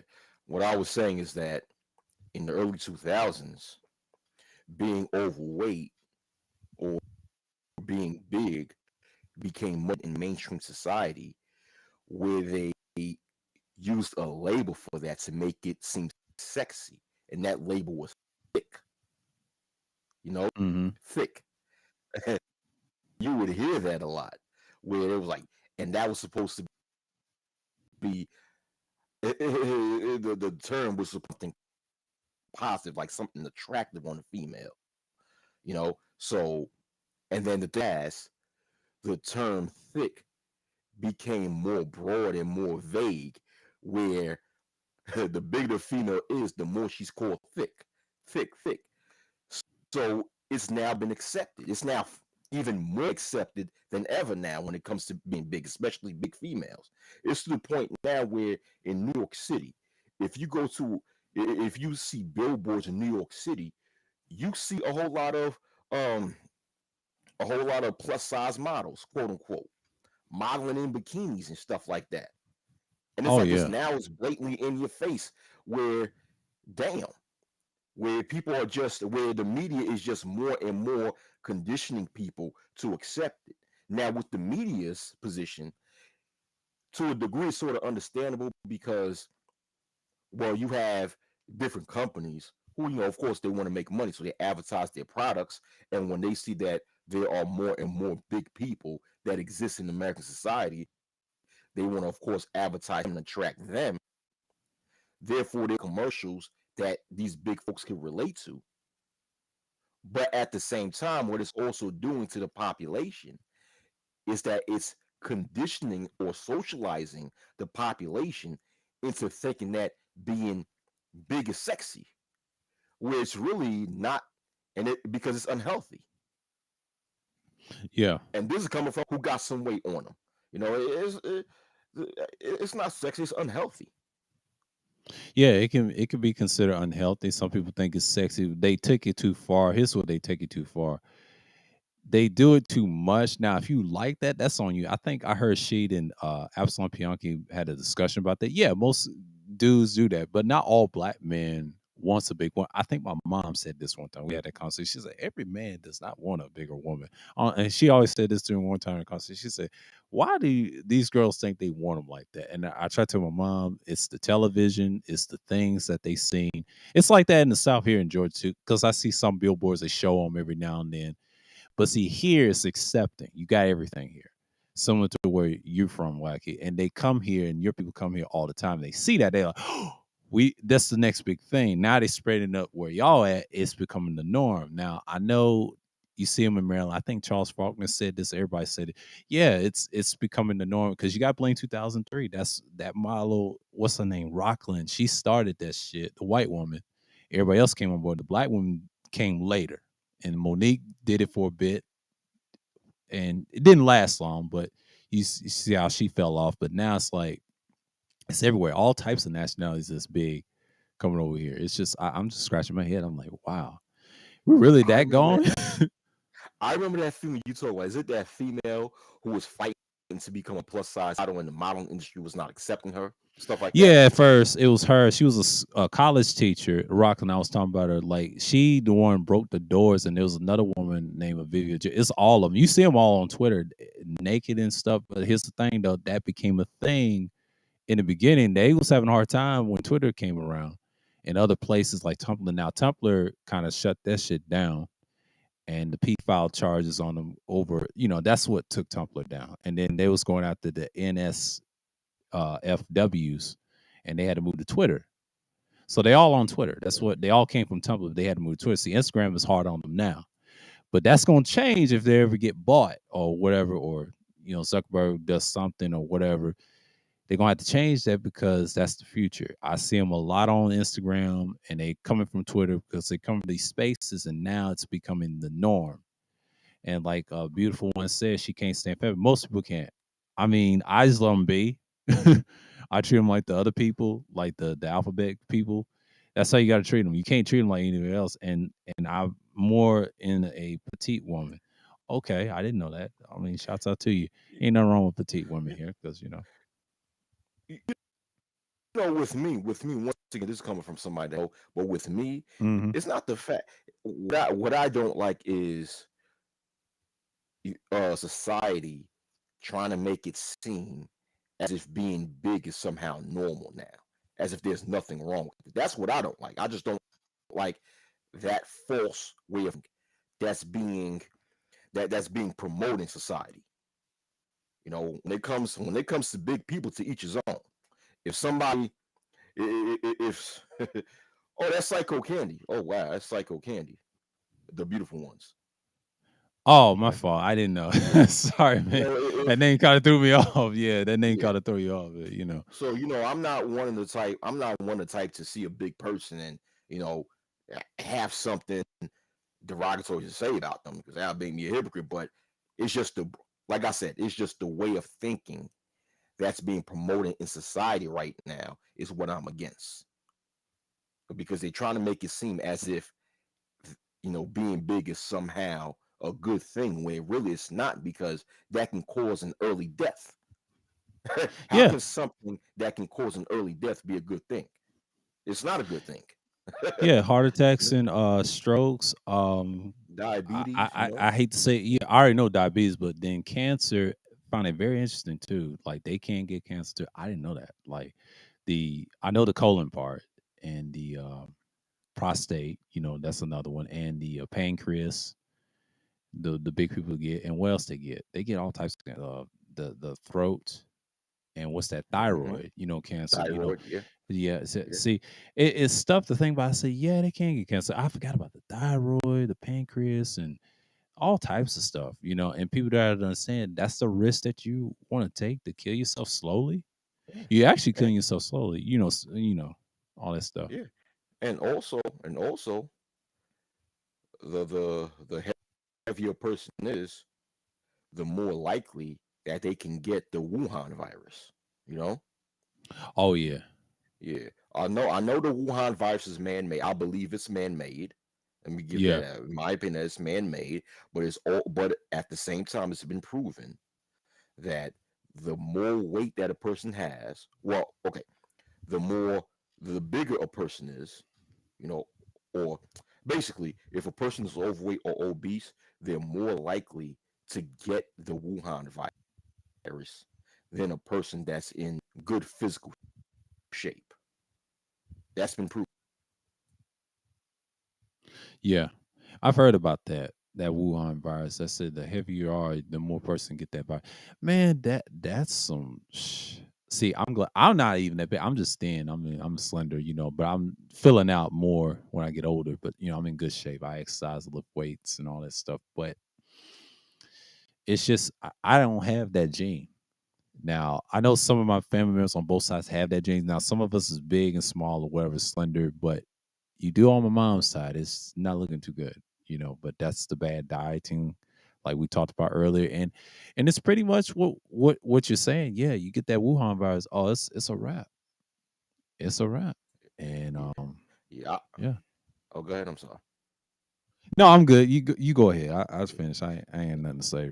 I, I refuse to believe that being overweight and obesity is genetic because I refuse to believe that. But because this is the thing, right? When it comes to people within the same family, people often in the same environments, families often live in the same environments, thus they eat the same types of foods, which is why you see people in families that are big. When you look at when you look at people within the family, just look at your family for example. Mhm. Do your family for the most part eat the same thing? My family does. Well, they do when they were younger, yes, but they don't now because since they've been away since their parents passed away or when their parents was Oh, alive, okay. no, they ate different things. No, that over time my dad did. Now he did for years until he got out of the house and he in the college in the 70s, he ate different things. He traveled and that's the difference. And I think his siblings, they ate the same thing. Some ate different things. They try new things, but the rest of them, they just want to eat the same thing like everybody else ate and got big too. And that's the way it was. Yeah, some of it's man-made genetics, and some of it's. I ain't trying to say it's genetically, but it's that genetic mindset that it's okay to be big. Because black folks have a tendencies to believe that, and then you see it on both sides. Like on my mom's side of the family, they was taught to eat the same thing. Now my mom ate different because the hospital kind of changed her diet. That what you see now people trying to do. My mom was preaching that since the 90s when she was in the hospital to my dad and stuff like stuff that causes harm and stuff. Like when Sergeant Willie P brings the research, she was into that for years. She got books on it and shit. That's why we're so thin now. Oh, okay. Excellent. Yeah, That's well, excellent. that's why I'm so thin now. But my parents, they gained it because of age. Theirs is age. That's how they have that weight gain because of age. My mom even said that too. Why she's big, yeah, it's age. She's not overly overweight. It's just yeah, she had kids and stuff, but she didn't abuse herself to be 300 something pounds. You know, Yeah, she keeps it at the 200 range. But that's old enough. yeah, So I'm yeah. sorry, mom, for talking about your weight, but I'm just saying. But she's subscribed to my channel. But I say, but but most women will understand you got to get a certain weight. But that job she used to have, she was consistent with it, the fitness and everything, But she's seen all types of people. Like what you're saying right now, yeah, you're absolutely right. Because most people, they abuse it. They abuse it when they get Yeah, out the house. yeah. Yeah, my mom used to be big, but when she got older, she actually cared more for her health, and then she lost the weight. She lost the Hmm. weight. What also helped her is that she moved into another state. She moved out of New York and moved into a state with a warmer climate, and she got into working out and exercising, and now she looks good for a woman her age. And my That's mom great is to in hear. her, I think she's in her, yeah, she's in her 70s now. Wow. You know, yeah, yeah. Like with my family, it's sort of in reverse on both sides. The big people consist of a small minority. We don't have Hmm. like as far as a whole lot of big people in our in both sides of my family. Either side, the bigger people are like a minority. Like the rate of big people is even smaller on my dad's side. Yeah, That's like that on my dad's side too. I think most of my cousins on his great uncle side is a little thin, and on his younger brother's side, his father, is usually bigger people. Scots are big, some of them are up and downy like type, and I think it's in reverse. It's backwards and forth. It's kind of weird, but on mom's side, on the other side, the maiden name, whatever, it's kind of like, man, that's interesting. It's interesting. Like that just shows you the difference in the makeup of their bodies and things like that. But sometimes it's bad dieting that was practiced in America. You can you can actually tell by the grandparents what they was taught by their families before them. So I kind of blame my great grandparents for that, and this country make them like that. And it's what they hear on the television, the radios, and the newspapers, and that's what it was. I mean, back then you didn't die, you didn't hear all these diseases. What you're hearing now, I mean, they had them, but it wasn't as prevalent. What you have now. That's why the medical industry is huge because of that. They make money off of sick people. That's what my mother always said, and she was right. It's big business, yeah, big pharma, and all that. yeah. It's big business. Yeah, it is big business. Yeah, I mean, in 2016, right? Hmm. Remember 2016 when Dr. Sebi he passed away, Oh yeah, I and remember that. to me, it's still funny how he passed away because I don't believe that there was not any foul play as a result of his death. Oh, there was foul play. There was a guy named what's his name? Black Pride with the Y. He talked about Oh, his Black death, and Pride. he died in a cell in Mexico because he Yeah, in travels Mexico. Mexico to L.A. Mexico and L.A. a lot. And he talked about him, and he said something in Yeah, a pre-record. He said it was some foul play. They didn't want to report on it yes, because he actually cured people with those diseases or treated and actually did yeah, the work. but So they had to yeah, shut him up or did something. I'm like, damn. yeah, but what I'm trying to say is that within that same year, a lot of pathologists, right? A lot of pathologists that did the same thing that Dr. Sebi did and utilize herbs and organic food as a way to heal or treat people with diseases was got caught dead too around that same year. Yeah. What's going on, Pepe? So a lot of those people who was really healing people, not really just treating those of sicknesses due to helping change their diet, was dying, man. It was dropping dead. So it's like, Hmm. how did they drop dead? You can't be all these people that does the same thing for a living. Just somehow one they just dropped dead, and they were healthy people. They were healthy individuals. So how did they end up dropping dead? My theory is that a lot of them have was killed off by people within the people within the pharmaceutical industry, because people like Dr. Sebi and others who does the same thing that Dr. Sebi did is helping people remove their money from the pharmaceutical industry, because like you said, the pharmaceutical industry wants people to be sick because that's where the money is at. If you're sick and you remain sick for a long period of time, this means that you would have to survive off of the medication that the pharmaceutical industry would give to you, which means that your health insurance would have to keep paying that pharmaceutical company. Now, imagine you're no longer sick. The money's being taken away from the pharmaceutical industry. It's a money thing, man. Yeah, it sure is. It's always been a money issue, and people just got to understand that it's big business for a reason. And I think me and my dad talked about the military industrial complex. All that's connected to control the foods and resources, the minerals and items that people purchase overseas, and people outsource a lot. This country outsources way so much, and it's been a common practice forever. This country has showed all its ills to expose people. It exposed itself, and that pandemic exposed them a lot. And now they try to readjust, try to be the good guys. Nah, it's too late. You've been exposed. They done seen your hand. You can't run away and hide like you used to. Everybody's all over you. Yeah, yeah. I think that what the pandemic did, not only the pandemic, but also if you go back a few years ago, the recession of 2008, it opened the eyes of American people to see how their own country have stabbed them in the back. Because prior to prior to those times, a lot of Americans were just brainwashed to believe that this is the best country in the world. This country is the greatest country in the world. Blah blah blah blah blah blah. All that other bullshit. Right. But then once middle class white America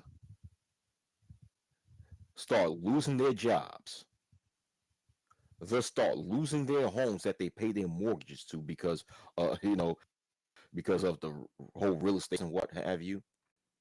The moment that economy went crashing in 2008, some people claim that the 2000 was a economic crash, but whatever one may call it, a recession or crash, what we do know, economy was fucked up. That's when I believe the eyes of American people got more and more open and realized that their own country bullshit because people overseas already knew what America was about from the get, right? But it's just Right. that a lot of people within America for long periods of time were just blinded by the facade that the American media have brainwashed them to think of America. And then now, when you go further into the future, what's that guy's name? Edward Snowden started leaking out Yeah. information of the things of the grimy tactics that the government was doing behind our backs. That opened the eyes of American people of how America really is more and more. And then what happened during then you fast forward to 2020 into COVID. That further opened American people's eyes. So now you can't be an American now in 2022 and not think that there's something. But go ahead, you got it. Yeah, it's what you just said right there. You cannot, because at this point they tell on their damn selves, and people overseas, like certain countries and people where everybody's from the islands, whatever, they knew how corrupt America was. But some people that come to the countries that are brainwashed, they still do the same stuff they did in their countries, and they bring that over here, and then I don't know what America puts on that the television, the advertisement, and they still won't change. That lets you know people are still lost. But the ones that ain't lost, they know not to come back or whatever. People still come over here blindly over here. It's certain tabs they have on them. But like you said, yeah, because this country's so corrupt. But the one thing that gets them is the military. That's the thing. I don't think it's just like the healthcare. That's part of the problem, the economics and money. But when the military controls everything, you don't have an army to combat the or anarchist group, you're not gonna overthrow nothing. It's really that hard. That's why this is a longer. I ain't gonna say a long process, but it will be a process till the end times to see what's going to come out of this war. And that's why I ain't been focused on the Ukraine Russia war as I'm seeing. But Ukraine's holding it strong. Russia's having a hard time. I mean, certain sources I've been seeing. I mean, they having a hard time. But like you said, yeah, the corruption of America is always exists. People just don't want to acknowledge it. That's the thing. I think it's the acknowledgement part. Yeah, that's true. People just didn't want to acknowledge it. American people didn't want to acknowledge it for the most part. But it's just it came to a point that now so much information have just become open to the public. You know, to the point of fact that have to acknowledge the many corrupt deeds that the American government have done and are still doing. You know, Right. but And it's public record because they gonna find out information. They can research what's going on. A lot of data, and that's why Google's like a giant. Certain places controlled by same agencies, and the agencies controlled by somebody else, and that's why you have them in certain spaces. I don't say much no more like I used to because I already know they're in these spaces on panels and stuff or comment sections and all that. But I'm not mad because y'all should have known this since '03. I mean, Alex Jones shouldn't have said that, but he told the truth. Like they heard themselves. But see, Biden, you can't trust or any politician at this point because they fight themselves. You see in most video games. I try to tell my dad, most of the Grand Theft Auto games, if you ever seen their storyline, it's always about corruption in law enforcement.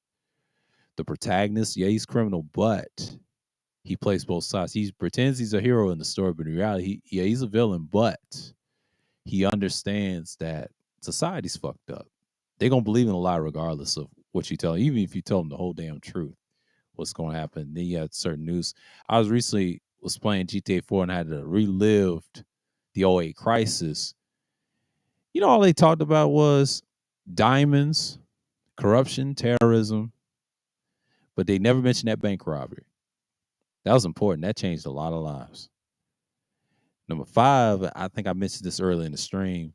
It was about heists and stuff, but the thing is, the corrupt governments, like the agents, they call them the FIB and the IA, the CIA, they was corrupt. But this Devin Weston guy, the key factor, the billionaire, that's very common. We got a lot of billionaires act like our own oligarchs. So I think me and my dad was talking about that. Yeah, those are modern day oligarchs. They don't get no flack like the ones in Russia. It's because they have a private military. System's different. I might have to talk about another way of authoritarianism stream. I might have to do that probably outside and explain why I did those streams because I think that's important. Those are the type of guys that do exist. I mean, it's just a certain level you get in power. You don't get there by just the right way. No, you get there by bloodshed. So that's just where it is. I mean, that's how I'm gonna look at it. Go ahead. yeah, you do get there by bloodshed. Yeah, yeah, man. Let me ask you something. Have you ever watched a movie called The Red State? Yeah, Or you see Red State, right? yeah. You remember what happened in the end? I done forgot. It's been a minute. So, yeah. Oh man, yeah, yeah. For those of you Yeah. who's watching who never saw that movie called Red State, it's a very interesting movie. It's it came out in 2011 and it's Yeah. featuring Tom Hanks. No, not Tom Hanks. Tom Arnold, right? Tom Arnold. Yeah. I remember. Yeah. Yeah, Tom Arnold. It's yeah, it's a very interesting movie. You know, Yeah, it's a and lot of interesting movies. What's the one with Don Purcell or something like that? With Walk on Wall Street. That shit was so deep. Talking about the '08 crisis when his wife died with the not just the diabetes, but she ended up dying anyway. And when he killed those Wolf of Wall people, Street. yeah, I think it was Walk on Wall Street, Assault on Wall Street. My fault. Assault on Wall Street with Don Purcell or something like that. That guy that played the military. He killed everybody in that financial sector in New York. And that guy told the truth at the end. What do you think about people in the lower class? I thought that was deep. And I said, he did all that, and the guy was killed by the cops, whatever. He put the bullets in his hand, but he had no bullets in his hand. But then the cops came in and shot him. I was like, damn. And he beat him in a gun contest. It's like who gets the gun first? He said, it Oh don't matter. wow. Is I won. I was like, damn. And then they came in there and killed him. He said, clear. But that shows you the corruption of the world. And then he got tired of dudes did his wife dirty. It was all about money. and that's usually Yeah. comes with That- bloodshed. And that yeah. movie is a classic too. It's so many out there y'all can watch. I used to watch them on Netflix a lot. I'm like, damn. Yeah.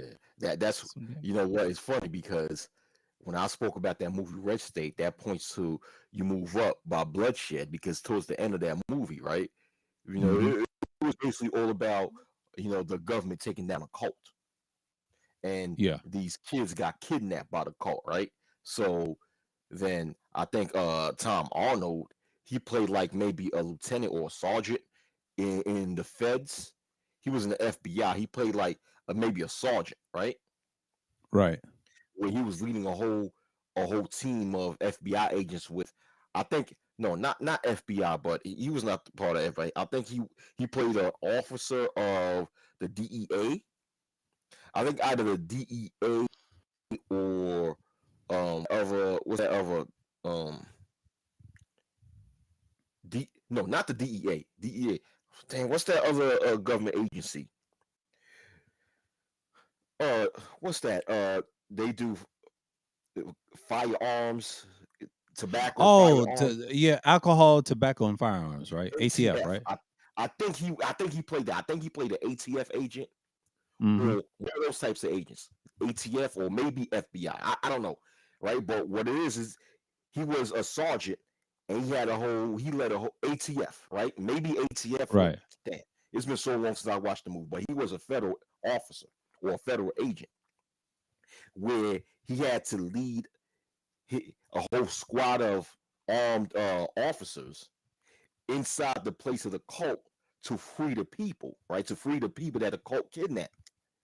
And what happened is the people that was being kidnapped was this young guy. I think he was a teenager and some kids, right? So he ended up hmm finding a back way. Him and this girl, teenage girl, found a back way to lead the kids out of the camp that the other all the people was in prison, and they was able to make it out of there, and they came across right. So one Right. of the agents saw the girl and shot her by accident, and she died. So Tom Arnold's cat saw what happened, and he saw that there was a witness, or his partner accidentally shot the girl. So he just grabbed his gun and shot the witness also, for so no witnesses could be found. You know, and then they hmm made up some shit about them two saying that them two was armed, so they had to kill him by accident. But guess what happened at the end? Tom Arnold's character got a promotion. Usually way it is. Usually way it is. You know what I'm saying? Movies like that, and was it Assault on Wall Street? Another one similar like that. At the end, the guy he played the gun game with him. The guy that shot up all the people, he didn't get shot by the law enforcement, but the rich guy did. And I was like, wow. And that's how he ended it. He walked out of the building and didn't get blamed for it. He did it so smooth, but that was for his wife. And when I looked at the beginning of it, it was over money. He was a former military guy, and this is during the '08 crisis, the whole theme of the story. And I was like, yep, I remember it. And I think that movie came out, what, 2013 or 12, one of them years. I think it was 2013. And when I saw that shit on Netflix, I said, ain't that some real shit? And I've been on this second channel for like the second year. I've been on YouTube years and years ago. But this one is like, I look at it at that time, I was like, that's wild. But I saw that movie recent years, but and I didn't know it came out 2013. I said, how did I miss that? I watched it somewhere Mm, around 2017, something like that, and that was a classic, and that lets you know that stuff exists. It's so many movies I can name. I don't watch it talks about corruption. I mean, video games. We know GTA is known for that, but it has a lot of hints. What's in place in power? They've always supported certain agendas. Even the alphabet groups they have in the games. They try to say they didn't know. They had in Vice City Stories. They had in San Andreas. They had in Vice City a little bit. You saw some few instances reference in the porn stuff. Now GTA 3 a little bit, but further on during San Andreas, that's when you saw more of that. And then you start seeing it now with number 5. You see everything. yeah, Everything what Rockstar does on the West Coast is nothing but success. It tells on themselves too. They don't even care. Like the most um game that's so crazy was the Manhunt series. That's it. And Bully was all right, but Manhunt, oh man, they had a hard time. I told my dad about the second one. They had a hard time selling that one. The first one was okay. Yeah, you can't even find that game now. Oh, especially Yeah, on the PS4. You can't even find it's on the PS4, but you can't even play it now. yeah. For some I reason haven't. because of the I, updates. Yeah. I haven't played a lot of games that came out of Rockstar, so I'm not too familiar with games like the GTA series or these other games from Rockstar. But what I Oh, they do got know is so that many, man. They yeah, got they are. LA Noir. They got but Yeah, they what have I messages in them though. but what I you do know is that there are a lot of games that do support different agendas, such as games like Assassin's Creed. Oh You yeah. know, I remember playing Assassin's Creed Odyssey, in which I know you played Assassin's Creed, but have you played Odyssey? I won't tell you I've played. I played the ones that are the old ones. I played various the ones I've played, that's me personally. Okay. I, And then yes, I have a list of it. I can run them off for you. The ones I've played. Now I've played ones Assassin's on PlayStation. Assassin's Creed Odyssey came out like in 2018, 2019, Yeah, I and it remember. takes place in ancient Greece, Hmm.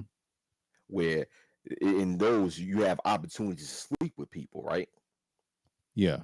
And they give both you got opportunities to choose to either sleep with a male or a female.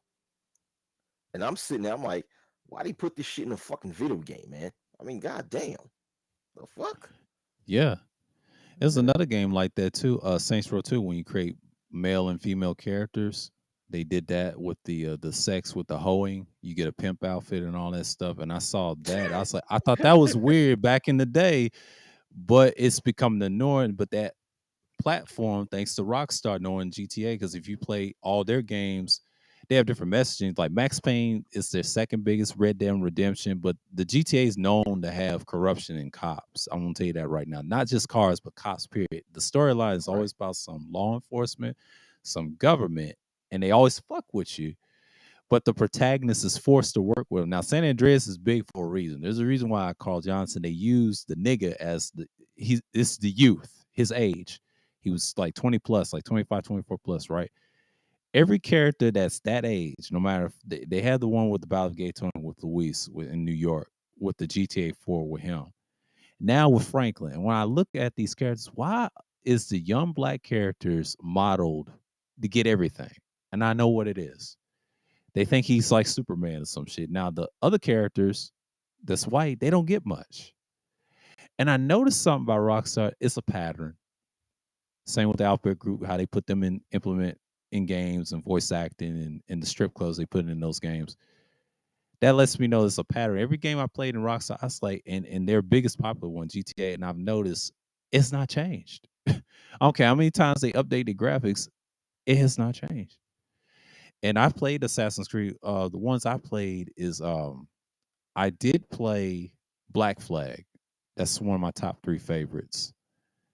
And my number one favorite is Assassin's Creed, the remastered version of AC3. The reason I like that one, the history of America, told everything how sorry the country is and how it was founded. Man, I was reading the history logs and playing the game at the same time, beating the game, learning so much about the politics of that perspective in that game. And what's my second favorite? Rogue. You play as a Templar. That one don't get a lot of love, but a lot of messaging in that one. And my top four is Syndicate. That's in Britain. That one's pretty good. That came out 2015. That came around at the same time when Witcher 3 came out. Didn't get a lot of love, but it was a good game.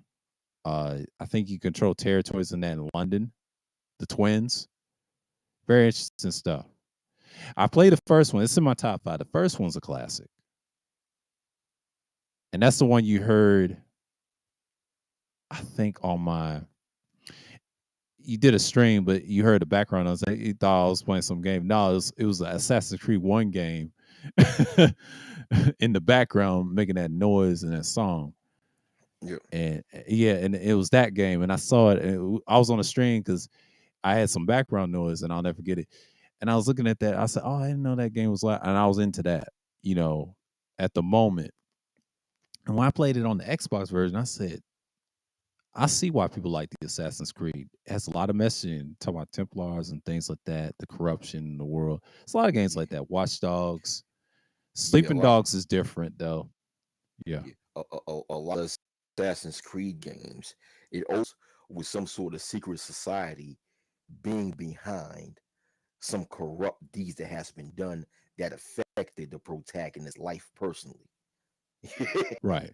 You know, Yeah. and Same with it was GTA. It's the same thing with the law enforcement. It has the same secret society like police or whatever, and but the criminals are the protagonists. The funny thing about them is they all have fucked up backgrounds, but the thing is, there's some symbolism behind them as well. GTA 5 is another one. Um, it changed how people look at this modern open world games now because their biggest was San Andreas out of the 3D era, they would say, but the HD era, I had to say GTA 5 got them beat. GTA 4 was close. 5 was like this, and then the next one's going. I mentioned this earlier in the stream. 2024. That's when they're gonna come out. See, Rockstar's known for looking at the political timelines. That's their thing. And I noticed something. They're gonna make fun of Trump eventually. They make fun of everybody. They had a oh, restaurant okay, called what you call it? They call it Clucking Bell. It's like KFC and Taco Bell together. They call it Clucking Bell. And they Clucking had Bell. Oh another, shit! yeah.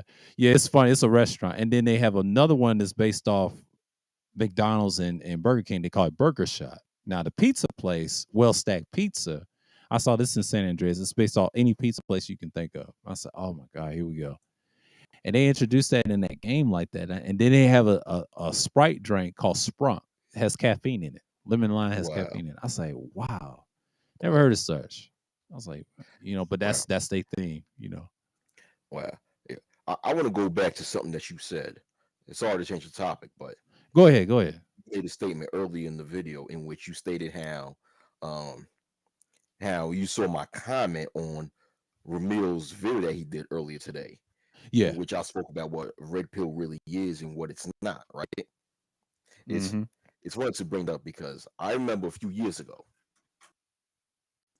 I was in a I was in a conversation on stream where somebody brought up a movie called The Last American Virgin. Have you ever The Last American Virgin? Last American version. No, I haven't seen it. I heard it was pretty good. All right, yeah. I was told in the panel in that live stream that, oh man, if you watch that movie, your whole perspective will change. That's gonna really make you red pill. And at the time, I didn't see the movie yet. So, but when they said that film is gonna really get someone to be red pill, I'm thinking that film was sort of like a film that's sort of like maybe The Matrix, or Yeah. maybe another film such as what's that film with the Rowdy Piper when he had them sunshades on, and when he put the sunshades on, he saw how Oh yeah, I know what society you're talking really about. operates. Hmm. Yeah, I Yeah, know I exactly thought it what was you're talking something about. like that. Thought, what you gonna say? Nothing, Oh, nothing. Go ahead. I thought it was something like that also. I thought it was one of those types of movies, where it gives a lot of messaging that talks about how society really operates, right? Man, when I Right. watched that movie, it was all about some girl, some dude that was in love with some girl and shit like that, and then he ended up getting played and shit like that. I'm like, what the fuck? That's what they When I saw watch. the what happened? That's the type of stuff they watch. I'm telling you. Yeah, it's like, and I wasted like maybe an hour and a half and 2 hours to watch this bullshit in order to see the underlying message. I'm like, what's so red pill about this shit? Because once again, what you and I consider to be red pill is different from what a lot of these niggas consider to be red pill. I'm like, what the fuck? I'm Yeah, like, they so lost. Yeah. they lost, man. Niggas surround red pill around some chick and think that, speaking against a chick is red pill, when the irony is it was a female who created the red pill concept anyway. Yeah. And she created a red pill concept in order to really mean seeing the bigger picture in society. It's really means like to have a high level of consciousness. That's really what it's about. It's about a state of consciousness. That's what red pill is about. Yeah, full awareness. It's not what you saying. The red pill, you see a lot of stuff. Like if you really red pill, you see how fake most people are, and Yeah. all of this is pre designed. It's a lot of stuff. It's a lot of red pill stuff in video games. Like I said, I mentioned Grand Theft Auto, one of their biggest titles from Rockstar. They're known for Britain, even though they live in LA. But the way they graph these characters and these locations and what they're based off, they did their research and exposed a lot of people. They make fun of every politician you can think of, even the sexual stuff. But Mm, them, how they make games, they do it in years because they go by the political American spectrum all the time. Now they, if you notice, they ain't made none for their home country except for Ubisoft because they did one with France. That didn't go well, and they did one with GTA London. I think '69, I believe 1961. It didn't sell well to the 2D world. It was okay, but once they started going to other places like in the Americas and things like that, oh, they know where their money is. I know the yeah. audience and that base, and they're big on YouTube since I would say 2007, since my first channel. I remember watching all those videos. They talk about San Andreas, this and that, and GTA 3. Those games was hot at the time, but when GTA 4 came out, it kind of stagnated a little bit. But when GTA 5 came, rest is history. That online thing is crazy. That GTA Online kind of ruined people. I hate to say that. Red pill Mm, wise, it ruined people because they saw too much and they couldn't able to handle it. They just couldn't able oh, to deal with the stuff that is true. That certain things, they had secret societies, and they had this cannibal group called altruists, based off baby boomers. They used to eat people. And damn. Trevor, the character Trevor, had to take all these high hitchhikers. You got to take four at a time, and you do that, you go into a camp. Now he comes around and kills them all. That's what you do anyway. Because there's a cut scene, he picks up that AK, and I said, "Oh my god!" I mean, now that is one thing I respect that character, even though he's a little crazy. But I had to give him, I had to give that voice actor, whoever played him, did a great job exposing that. And he said it's very difficult to play that character. He said that in an interview, and I said, "Wow!" And it took him for some months to play him right. It ain't easy. Mm, That's voice acting wow. for you. That's 101. Yeah, it ain't easy. Mm, wow. That's crazy. Damn. Yeah, I mean, a lot of games is like that. That's why I will talk about it more on the outside streams and get you the gist. If y'all ever play those games, it has a lot of messaging in them. And I look at games for what it is, where they at now, especially in the music. And when I listen to certain music, like I listen to this one music with Meg Thee Stallion and the baby. She said the word simp, which was very interesting. It's a song called Cash Out. And heard the lyrics. I was like, this woman is crazy. I don't even care for her. And I listened to it. Man, I said, I see what she meant by that. She really believed that shit. You know, I know it's for entertainment, but damn, it's like that. And then the baby, a typical nigga, right? I know he's a decent artist for the younger generation, but this dude is wild. Now, he has some good hits. I'm not gonna lie. Pop Star and what's with Kevin Gates and what's the other one? Bop. His two famous songs, right? But that Meg the Stallion kind of threw me off. Why you on a woman and she's a woman pimp, right? I said to myself, why is he on that track? I'm like, Mm, mm, mm. you fucked up the game right there. But she sounded aggressive and shit like that. And I see why certain people like Megan Thee Stallion. But you got some niggas that love that shit. And I don't say nothing about it because that's what these dudes in the so-called manosphere are like. I said, y'all want a Mega Stallion type woman. Hell, Yeah. y'all don't want no woman. Like, Yeah. damn. I was thinking Yeah. about that song because before I did the stream, I was like, these niggas really love that shit because I had to sit back and look because we get so stuck on pounds and stuff. But when I look at stuff in games and the music people be listening to, see, Rockstar understand niggas more than anything. Ever since that San Andreas game, it ruined people. Like that particular game, it birthed a lot of games like Saints Row. Saints Row 2 had them on the edge. It had so much the funny stuff and the real stuff. Now they try to reboot the series, try and bring a new one. See, you're competing with a company that's a bridge background. And I know it's a pattern. Here we go again. competition. And then sports is, that's a whole nother story. I mean, my dad's like your Lakers and my dad's Lakers. It's just I don't know what they're doing with these trades, and especially Yeah, with KD and all that. Yeah, I try not to yeah. I get don't into even that. think this. I don't even. Yeah, I don't even see a Kyrie and KD trade this season. Ain't gonna happen. No, Yeah, it'll probably but be for next year because I know the owner of the Nets want them both gone. Now I don't know how he's gonna do that, but yeah, hmm, that's gonna be interesting. We're gonna see. yeah. Now they're discussing a 5-team trade with the to trying to get KD to the Suns. That ain't gonna work.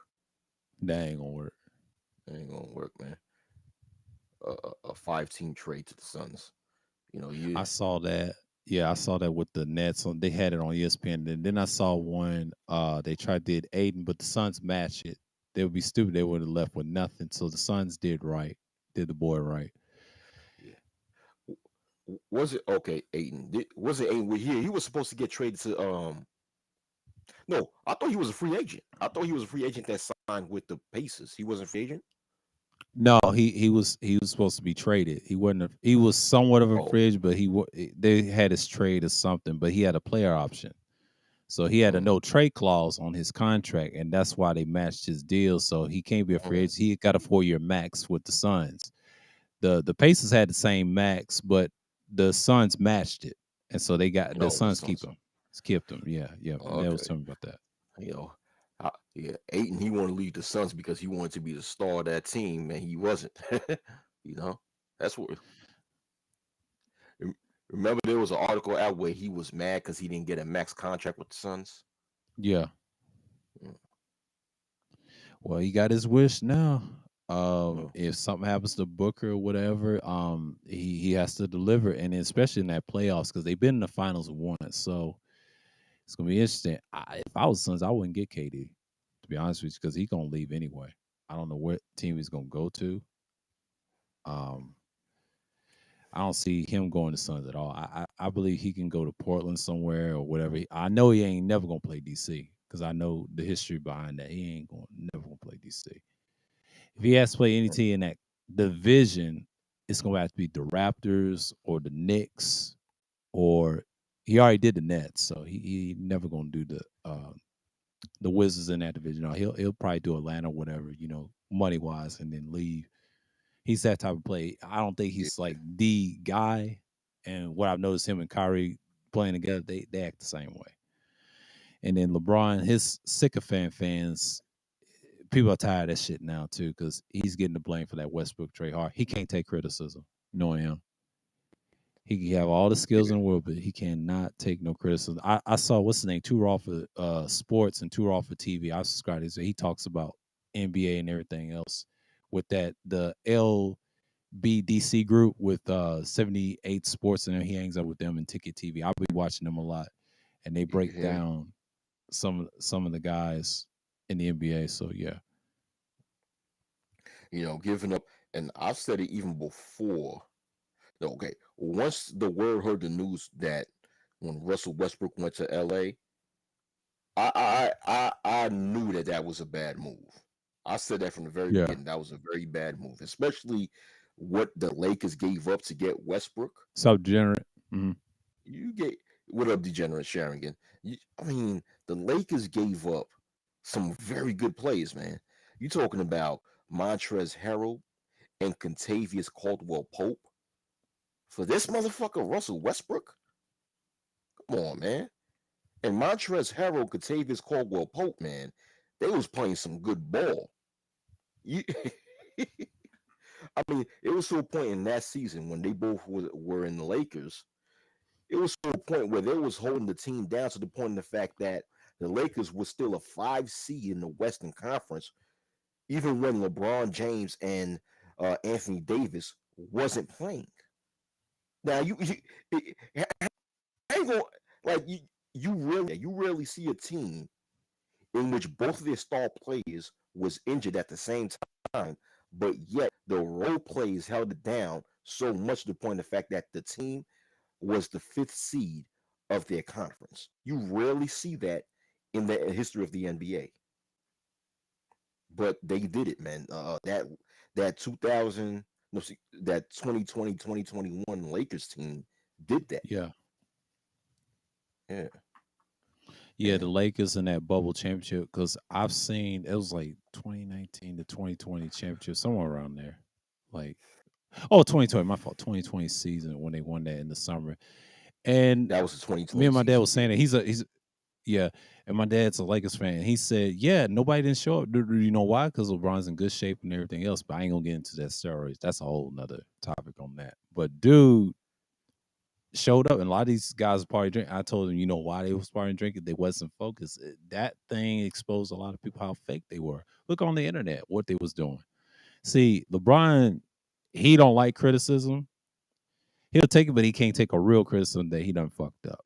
Yeah, he fucked the Lakers team up. They don't want to end up like Miami. See, knowing that organization, they want to win now and stuff. But if I was Lakers, I would rebuild fast as you can. Try go against the Celtics. That's all people care about deep down. But most people don't care about neither one.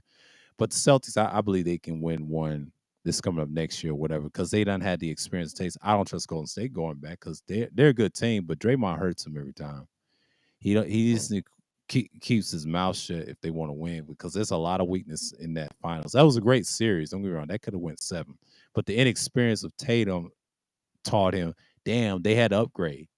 They had a good draft, so we're gonna see. Spurs got a good one too. We're gonna see what my Spurs can do, but I don't know what next year's gonna be like. The West is up for grabs still. yeah. People still pick the Clippers, Warriors. Well, actually, Nuggets. Nuggets don't get, but they got Jamal Murray back, so that's gonna be a good thing. Oh, okay. Jazz is in rebuild. Danny Ainge is trying to make them like the Celtics again. Only difference is Utah is tough to sell. The thing with Yeah, Utah that's is all the West teams got to die off first, and before they even get, I'll give them a 4 years. I'll give them a the 6 year span to rebuild. I wouldn't give them 3 or 2. Minnesota's going to be a good team, man. Oh yeah, Rudy Yeah, Gobert and Rudy Towns. Gobert. Oh yeah, they're gonna be a powerhouse. Memphis is That's gonna be good. It's the West is it's competitive. East is gotten competitive too, but Boston will still come out of the East. I don't trust Miami. Miami's through. Philly's no. good. I think Miami's going to get it, man, because Miami almost got it this season. Yeah, Yeah, but looking at roster, they threw. See, they already lost Tucker, so you know they. I wouldn't trust Jimmy Buckets at this point. I mean, he's Tucker. all right, but I like the Heat, but I just don't like how they. That coach supposed to. He just they're done. I mean, I don't see them going further. Tucker, It's too much competition. Tucker, Tucker didn't even play that much during the playoffs anyway, and the Heat almost went to the finals. They took the Boston Celtics to Game 7 in the Eastern Conference Finals. Oh So yeah, that was a they great almost series. got Yeah, but Boston they had the experience because they done been there. And the funny thing is, Boston's gonna be tough not next year because that Miami team have more experience because remember they made it to the finals in 2020. oh yeah, that You was know, like 2 years ago. But Boston had the experience being in Game 7 with LeBron James too. So both teams had experience, but it was a fun series. It can go either way. But I still picked Boston that series, and I saw that I was like, damn, I can't believe they won that.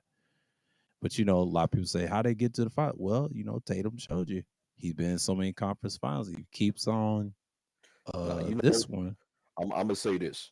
You know why I believe? Okay, you know what I believe? I believe that in that Game 7 during the last few like the last 2 minutes of the game,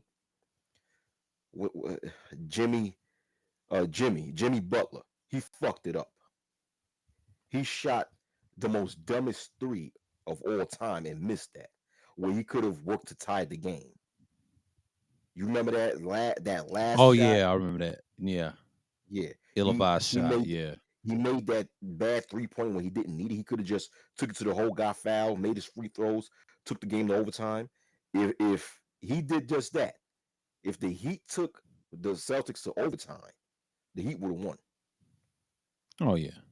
Yeah, but But Jimmy Butler, I wouldn't just make him as my go-to guy. That just shows you what he's done, and then that finals, he really got exposed by the Lakers. But but I mean, if he wants to be a champion, I mean, the best time he could have did it I'll say this year, but Golden State would have swept them. And I said to myself, that'd have been an easy one. But I'm glad Boston gave them a challenge because they had that Nah, length. And the one thing I liked about that nah. them having Hold that on, bro. length. Hold on, bro. Let me say something. Golden State would not be able to sweep anyone in the finals, regardless if they've played against Boston. They would win, but they wouldn't sweep anyone. Not this Golden State team. But the They Golden wouldn't State have this swept team, Miami. no, they would have. Here's the thing though. Nah, If disagree. if if they if they if they had if Draymond wouldn't have got into no bullshit with the refs, oh, they would have swept them. They would have played with confidence. And if Jimmy Butler wouldn't have took those other by shot, that's a possibility. But I'm Listen, saying like if you're they saying couldn't, hold on, you hold on, hold on, hold on, okay. hold on for a minute. About to continue, but let me say this. Let me make this point, right? Sorry to interrupt. Go ahead. If if Golden State wasn't able to sweep Boston, how would they be able to sweep Miami if Miami made it to the finals, knowing that Boston had trouble even beating Miami? Like it took a game 7 for Boston to eliminate Miami. So if it was this hard for Boston to eliminate Miami, but yet, but yet Golden State could not even sweep Boston, what makes you think they would be able to sweep Miami? Nah, Oh, they easy. would beat Miami. I will agree that if Miami made it to the finals this year, that Golden State would have beaten Miami, but not in a Here's sweep. I'll say it like No, this: if Golden State wasn't banged up in that Dallas series, and if they was like a little healthy, because injuries determines how you gonna play well or whatever, and they would have had them. But the thing was, if Miami would have just win one game, I'll say they'll win one game off of Golden State. It'd been like a 5 game series. I'll give you that. Now a sweep, it's possible. The thing with Miami has to understand: Golden State try to get inside your head, shooting them threes, foul trouble, and they have these tactics with the refs. Boston figure out a way and say, you know what? Yeah, it's hard to beat um, Boston, but they had the length. The thing about Boston, they understand that style that they all came from that Spurs tree, thanks to what's his name, Steve Kerr, and what's that other guy, Emi Doka. Like they all came from that tree. And he figured out something. He said, "You know what? Golden State has a weakness." Now Miami, yeah, they would have gave him a run for they run probably game 1. But game 2, nah, Golden State would adjust so quick. It's so many holes in Miami's game. I can tell you, it's sad about when you mention Jimmy Butler, like they call him Buck. It's like, dude, you have not shown. You got to be aggressive to win these finals because I think now if Miami would have made it a game 7 with Golden State, I would love to see that. But 9 out of 10, nah, it would be like a game 5 no, or I wouldn't 4 or say whatever, game 7, nah, but I'll say 6 games. I'll say in 6 games. You're 5 or 6 games. Yeah. one thing. No, I wouldn't even say 5. I'll say 6 games. One thing nobody's going to right in the finals is sweep any team coached by Eric Spoelstra. Eric Spoelstra on the defensive side is a genius. Okay, defensively, Eric Spoelstra is a genius, and just based on that, they would not Golden State would not be able to sweep Miami. You know, the only way Golden State would have a shot in sweeping this Miami team is if they still had KD in their team. If they still had that team with Kevin Durant and the rest of them Oh, guys, that's a different they do. argument right there. Yeah, But this, I yeah, give you but that. this Yeah. Golden State team was not going to sweep nobody. They'll win, they'll win the series, but they wouldn't sweep nobody. That was in There their was never mind going to be too. a If sweep. if Miami did came in the finals, the media would pump their heads up. The thing about Golden State is they do get a lot of crowd energy. That media energy is ridiculous. I don't know why people love them damn Warriors, but I get it. You know, Steph Curry and Clay, and yes, they got defense too, competing with Spoelstra. I'm not surprised Spoelstra got beat by Boston. I mean, yes, he was out coached, but I mean, he was a decent coach. I was put him top 3, but the problem with him is you just got Jimmy Butler. You need a guy like a Steph Curry, but thing with Miami is I wouldn't get KD though. I just wouldn't if I was Miami. That's just like a slap in the face. Like remember you want to sign him years ago, and I was Yeah. thinking about that too. I was like, why he want to go to See, Miami? And someone said that on Twitter. I was like, nah, that ain't possible. Nah. yeah, that was one of KD's team with Miami, right? Okay. Here's the thing. In order for KD to have an actual successful trade with Miami, Miami would have to give up Jimmy Butler. Yeah. And Miami don't want to give up Jimmy Butler. Was Pat Riley? He's not going to give up Jimmy Butler. He sees Jimmy Butler as his franchise player. So, and he wants to stick with Jimmy Butler for as long as possible. Pat Riley, he's the type of person Yeah. when he sees a player as their franchise play, he wants to stick to them for as long as possible. So he's not giving up Jimmy Butler. So therefore, you ain't going to get uh, um, no Kevin Durant. So yeah, Yeah, I was thinking about that, and then I'm like, how they gonna do that? But Miami, knowing their history, I mean, they won another championship because I see the Spoelstra won twos. I think he wants to win it. I mean, it's possible. We got to see how he does in the season. Playoffs, they gonna do well, because if Philly gets their act together, but they trying to be like Houston. I said, oh, here we go, Philly. Y'all Philly fans need to get on this GM, and y'all better tell them damn six organizations don't do your team like Houston, because Houston's got to have a whole full rebuild. You don't want to go back to that. Should have had Jason Tatum. That was the dumbest move of all time. Now I give them one flag, 161 flag. They're a good organization, but that Jason Tatum, if they had Jason, oh my god, they would have been where Boston is. But Danny Ainge, all those draft picks, I think my dad was saying, yeah, he finessed, he understood the system, and it worked. And you look at them now, yeah, they've been to the finals. Can they do it again, though? That's the thing. Now, Giannis would have beat Boston if what's his name? The forward that got hurt. Was it Chris Middleton. Michael? Yeah, Chris Middleton. If he didn't get hurt, they wouldn't have able to beat Milwaukee, because I said it's a possibility they would have beat that team. But what Boston realized, without Middleton, well, they had some shooters and they have bounce similar to Golden State. They had the same type of style, and it was tough to beat Miami. But see, Tatum had to play very well. But what saved them was Jalen Brown. If they didn't have Jalen Brown, Boston would have Yeah, got beat by Miami. That's the difference right there. There's a lot of differences in teams. But Golden State learned a lesson. I said, damn, but they thought Miami was going to be easy in their minds, right? And if you notice, Boston came out, it wasn't easy to beat Boston. So the coaching, to me, I hate to say it, Imi Doka almost outcoached Kerr, but Kerr figured out, nope, we come from the same Spurs tree. He figured them out. He said, you know what? We had to shut them up, because see, they feed off the media. Knowing about that team's history, the Warriors, they love the media so much more than the Celtics. Because a Laker fan don't want to see a Celtics win. It wouldn't have mattered, because if they won that, if they had a little experience, see, the inexperience is what saved Golden State in this series. And what I've learned I'm something about it, that's what saved them. I'm going to tell you what saved Golden State. Steph Curry finals. Yeah, When yeah. There you Steph go. Steph Curry saved that team, because when Steph Curry scored, he scored like what 40 something points in Game 4 Yeah. of that NBA Finals. It turned Mhm. everything around. It it completely turned everything around. Then Golden State just totally went up, because prior Right. to Game 4, it seemed as if the world thought that Boston would beat Golden.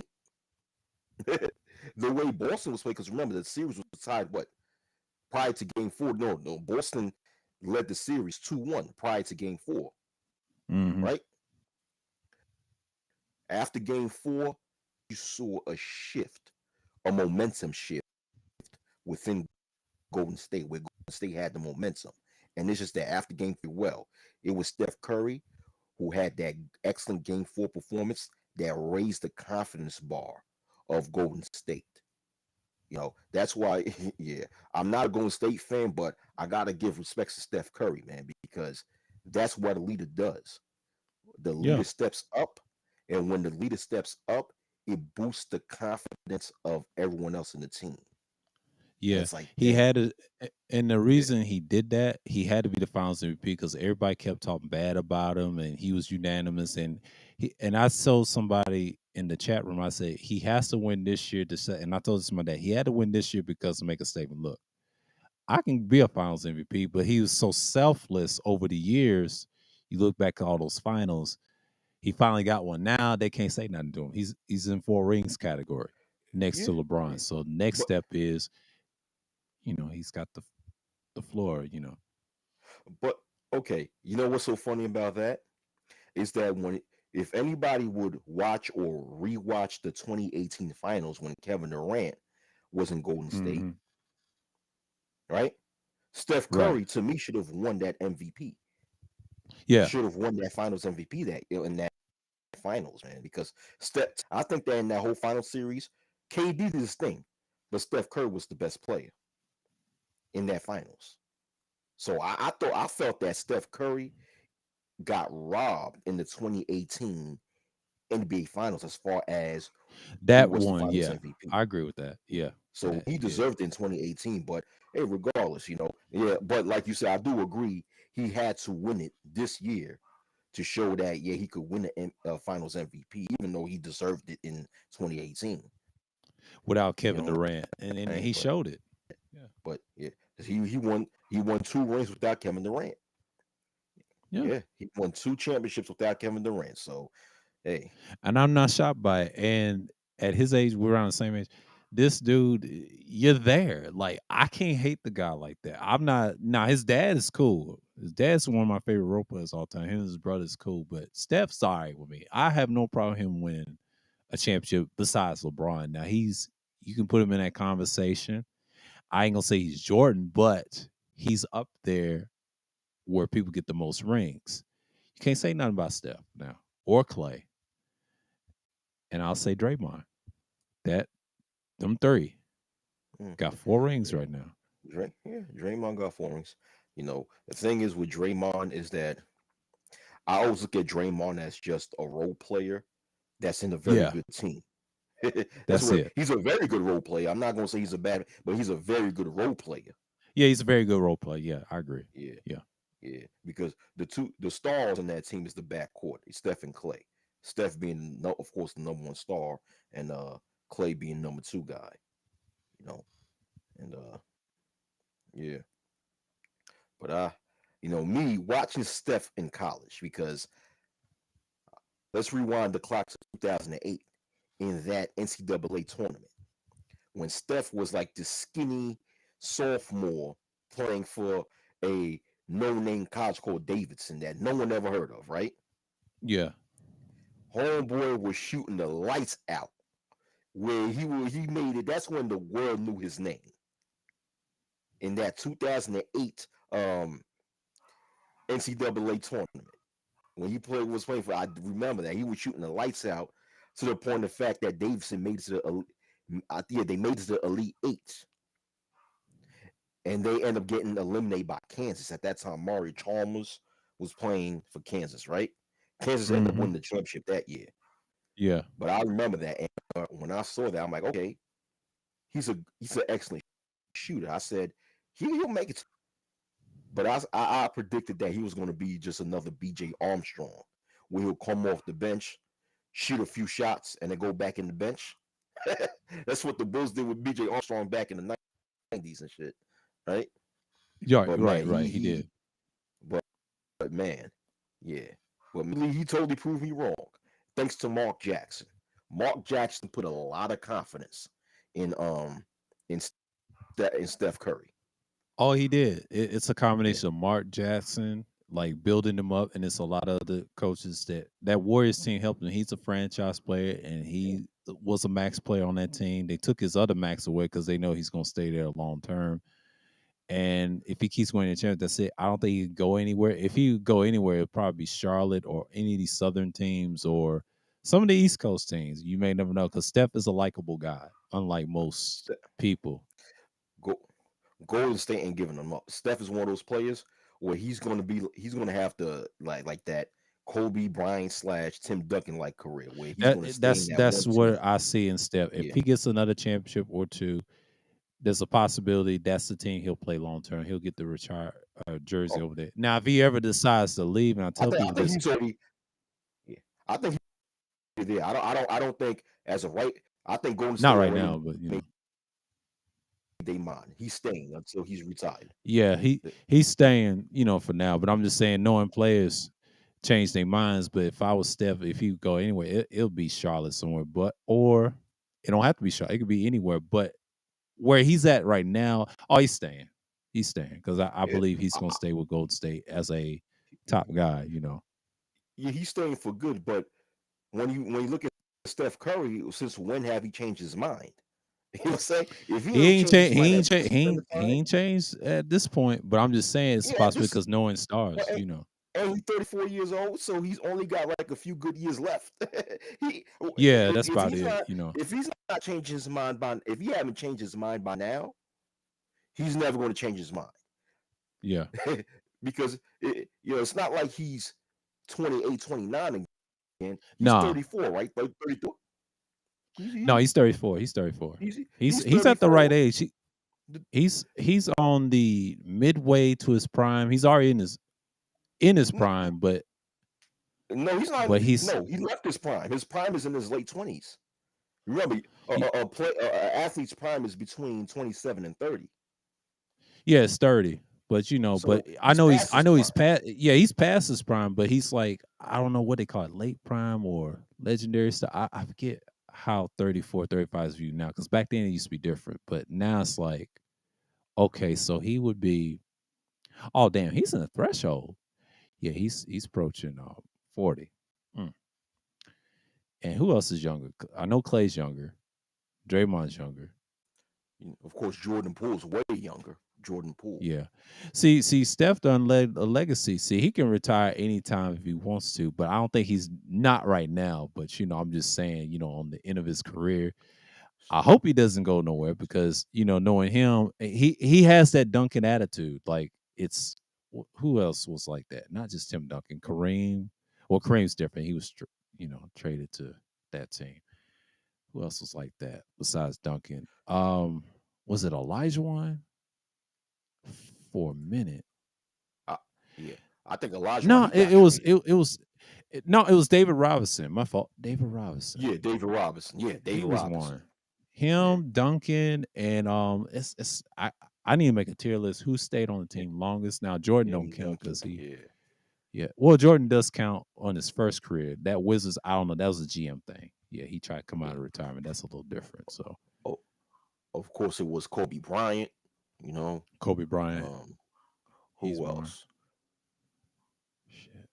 I was gonna give it to Karl Malone, but I said no. He was chasing the championship. I can't give Yeah, that to him. you might Bill as well. Russell. Yeah, Bill Bill Russell. Russell. Bill Bill Russell. Russell. I forgot about Bill Russell. Bill Russell, Yeah. Larry Bird. A lot of the Celtics, man. Bill Russell, Larry A lot of Bird, Celtics. Damn, I need to Bob make a tier list Cousy. on that. Yeah. Yeah. Hey. Who else? I almost Magic. said Dominique, but Dominique ended up getting Y- traded to the Yeah, Spurs. but Magic, he was one. Magic. I Yeah, forgot Magic about was one. Magic. He Yeah, was one. Isaiah Thomas. yeah, Isaiah Thomas. Yeah, Thomas. Isaiah Thomas. Damn. I forgot about Zeke. I was like, shit. Hell, I'm thinking. yeah. What about Kevin Um, McHale? Did Kevin McHale stay Kevin in McHale, Boston yeah, for yeah, his yeah, he whole stayed in career? Boston. Yeah, his whole career. It was Kevin McHale. Now Robert Parrish went on different teams besides the Celtics and the Warriors. Who else? Yeah. Who else came? What It's What so about many. what's that dude that played with the shooting guard that played with Isaiah Thomas? Um, the shooting Oh, guard. Joe Dumars. He Yeah. did, and I think he did for a long time, and I think he still did. I don't think he went on the team. I have to research Joe Dumars because I hope he didn't go no other team because I Was remember him playing for the Pistons for years. Yeah, he was in the Pistons for a long time. Yeah. Oh, Yeah. you know who we forgot? We forgot two Lakers, man. James Worthy and AC Green. Yeah. AC Green, James Worthy, but AC Green did play on different teams like the Mavericks and the Suns. I do remember that on later in his Oh, career, really? but Okay, then. yeah, he James Worthy he then. did play with the James. Lakers a long time. I mean, we can slightly count him, but he was on different teams. He didn't play with the Lakers that long, so he didn't really Okay. stay. Yeah, because I remember him with the Suns and the Mavericks, but he did play the Lakers in his championship career. Do Yeah. you remember that? Yeah. Yeah, he's up there. See, a lot of times it's twofold. It's the player and the front office of the team. Hmm. They have to have a very good relationship together Oh, a great for the relationship, play. a good relationship with one. Iverson was for a minute until he went to the Nuggets and the Yeah. Pistons. I mean, the Sixers. I mean, yeah, he was the longest Sixer they had till he went somewhere else. Yeah. They tried to do that with Embiid. That's I don't know. I don't know about Embiid. I don't know. Uh-huh. See, see, it's Now it's very few where that will stay in the team, still that will stay in one team forever. You know. Yeah, they try and change that now because of the draft proves like there's not enough money to jump teams like LeBron did when he retires. You can't do that no more. I mean, you Mm, can in his era, but when he leaves, you can't do that. They're going back to that. Now they are bringing the high school back. They just using the G League to promote. If he's a star like LeBron, they still gonna let players come out of high school. Probably in both sports. I believe basketball did it first. Football's trying to do that because of Brady and LeBron is still playing. But if they ever yeah. decide to retire right now, somebody's out there, they're scouting. They're like, all right, we need you. Uh, So but I think that the collective bargaining agreement that the NBA players union have right now, it's going to expire after next season. yeah, So that's what it is. So now when the NBA players union or the National Basketball Association come up with a new collective bargaining agreement with the NBA, it is said that they're going to make a deal. It's been ruled for a long time where they're going to take away that one and done rule and bring back high school plays. But if you really think about it, yeah, like you said, they could just use the G League as a farm system, and yeah, like like what a they do minor in league baseball. system. Yeah, that's Yeah, what like they're doing. The minor league system. They're doing yeah, it this year. I think Adam Silver announced it. I posted in one of the community tabs, and I think he was planning it this year, and he was trying to bring the high school players. What he's trying to do is there's not enough young players to sign now. If you're like a star like LeBron, you're an exception. Now everybody else coming overseas, and he realized we need to make a minor league. It's gonna help the NBA more because that's how Major League Baseball is still around. They make a yeah, lot of money doing that because they control the minor leagues. Basketball can do the yeah, same thing. Now, yeah. football, here's the problem with football. You can't. You got college football, you got high school football. It's very limited. People get hurt. Some people die on the field, Mm-hmm. and that's just normal. With pads. Now, without pads, Darvin Ham, I saw the interview with him in it's a podcast with him and Matt Barnes and Steve Jett. He said something very I agree with him on. And I always said this when I used to play ball. You don't realize until you get banged up like that, unless professional or non-professional. In basketball, yeah, you do get touched up without even Yeah. hitting Oh someone. yeah. It can be physical. At first, most people didn't believe it. No, it can be. If you run into Oh yeah. someone or playing it right, you can have it's strange as it sounds, but you can get hurt in that. Even if you're trained properly, you still get injuries and stuff. He said L- by accidents Listen, and stuff like that. listen. In basketball, you go to the hole, and of course, the player going to try to block your shot. Yeah. You don't think you're gonna get hit? Shoot. Yeah, I got hit a bunch of times. I got hit in the eye, elbowed in the forehead when I was younger. I threw one back and then elbowed him by accident, and he leaned into me, and they trip. Sometimes the Yeah. dribble, you stumble. It happens. Yeah. Any sport, Or you're gonna have freak you roll over accidents your and ankle. injuries. Yeah, You can roll I over your rolled ankle my when you're ankle running. playing turf football in the Yeah. complex in the high school. I rolled my right ankle and I survived it though. I walked that shit off. I had a brace for a couple of days and that was it. Yeah. Shit, I was But playing yeah. all types of sports, but yeah. Yeah. But going back to the NBA draft and high school players, I said in one of my videos, I believe that one of the main reasons why the NBA want to now take high school players is because they're in competition with international professional basketball leagues. You got the Chinese Basketball Association, which is probably maybe like the second or third most powerful professional basketball leagues in America. I mean, you got players from the NBA jumping on there, jumping on the CBA, making a lot of money. Of course, you got these different FIBA leagues out in Europe and South America. And then you have the NBL in Australia, the National Basketball League in Australia, which has become more and more popular. So what you have is professional basketball leagues from overseas becoming more and more popular, right? And what they've done is that they've actually signed some of the best American high school prospects. Because of that one of the real high school plays in America, some, not all, but that says, hold on. You mean to tell me after I graduate high school, I can play professional ball overseas? not have to go to college at all and make $1 million. Fuck that. Mm-hmm. You know, and what the NBA sees that as a threat because now it's like, okay, you guys from overseas are taking people from our country and making millions of dollars off of them. What about if they took, what about if one day the CBA or the NBA, different FIBA leagues, own version of Michael Jordan from America? What about that? What Yeah. about if that future Michael Jordan ends up making that league the most the most elite basketball league all across the world and becomes more popular than the NBA? What happens? That's how the NBA is looking at it. So they say, "Fuck that. We got to take away this one and done rule and get our high school players back." Ain't no way these international people coming from doing them and doing that with us. We supposed to be doing going to their country, picking their best players to enrich ourselves. It's not supposed to be the other way around. That's how the NBA is looking at it. Right. Right. And So and it's that's a how chess they've game at the always end. looked It's a at it. money Yeah, game. it's a money game, it's a chess game, and it's like sports. That particular league itself, yeah, that's how they look at it. They figure out how baseball stayed so long. Well, they had a minor league. You had to do something. That's how you stop that, and then let the international players still come. And it's a political power play too. America wants to be that jewel again. And then NFL. Because see, Yeah, once you have Brady and James for decades, people are tired of looking at it. They want something different.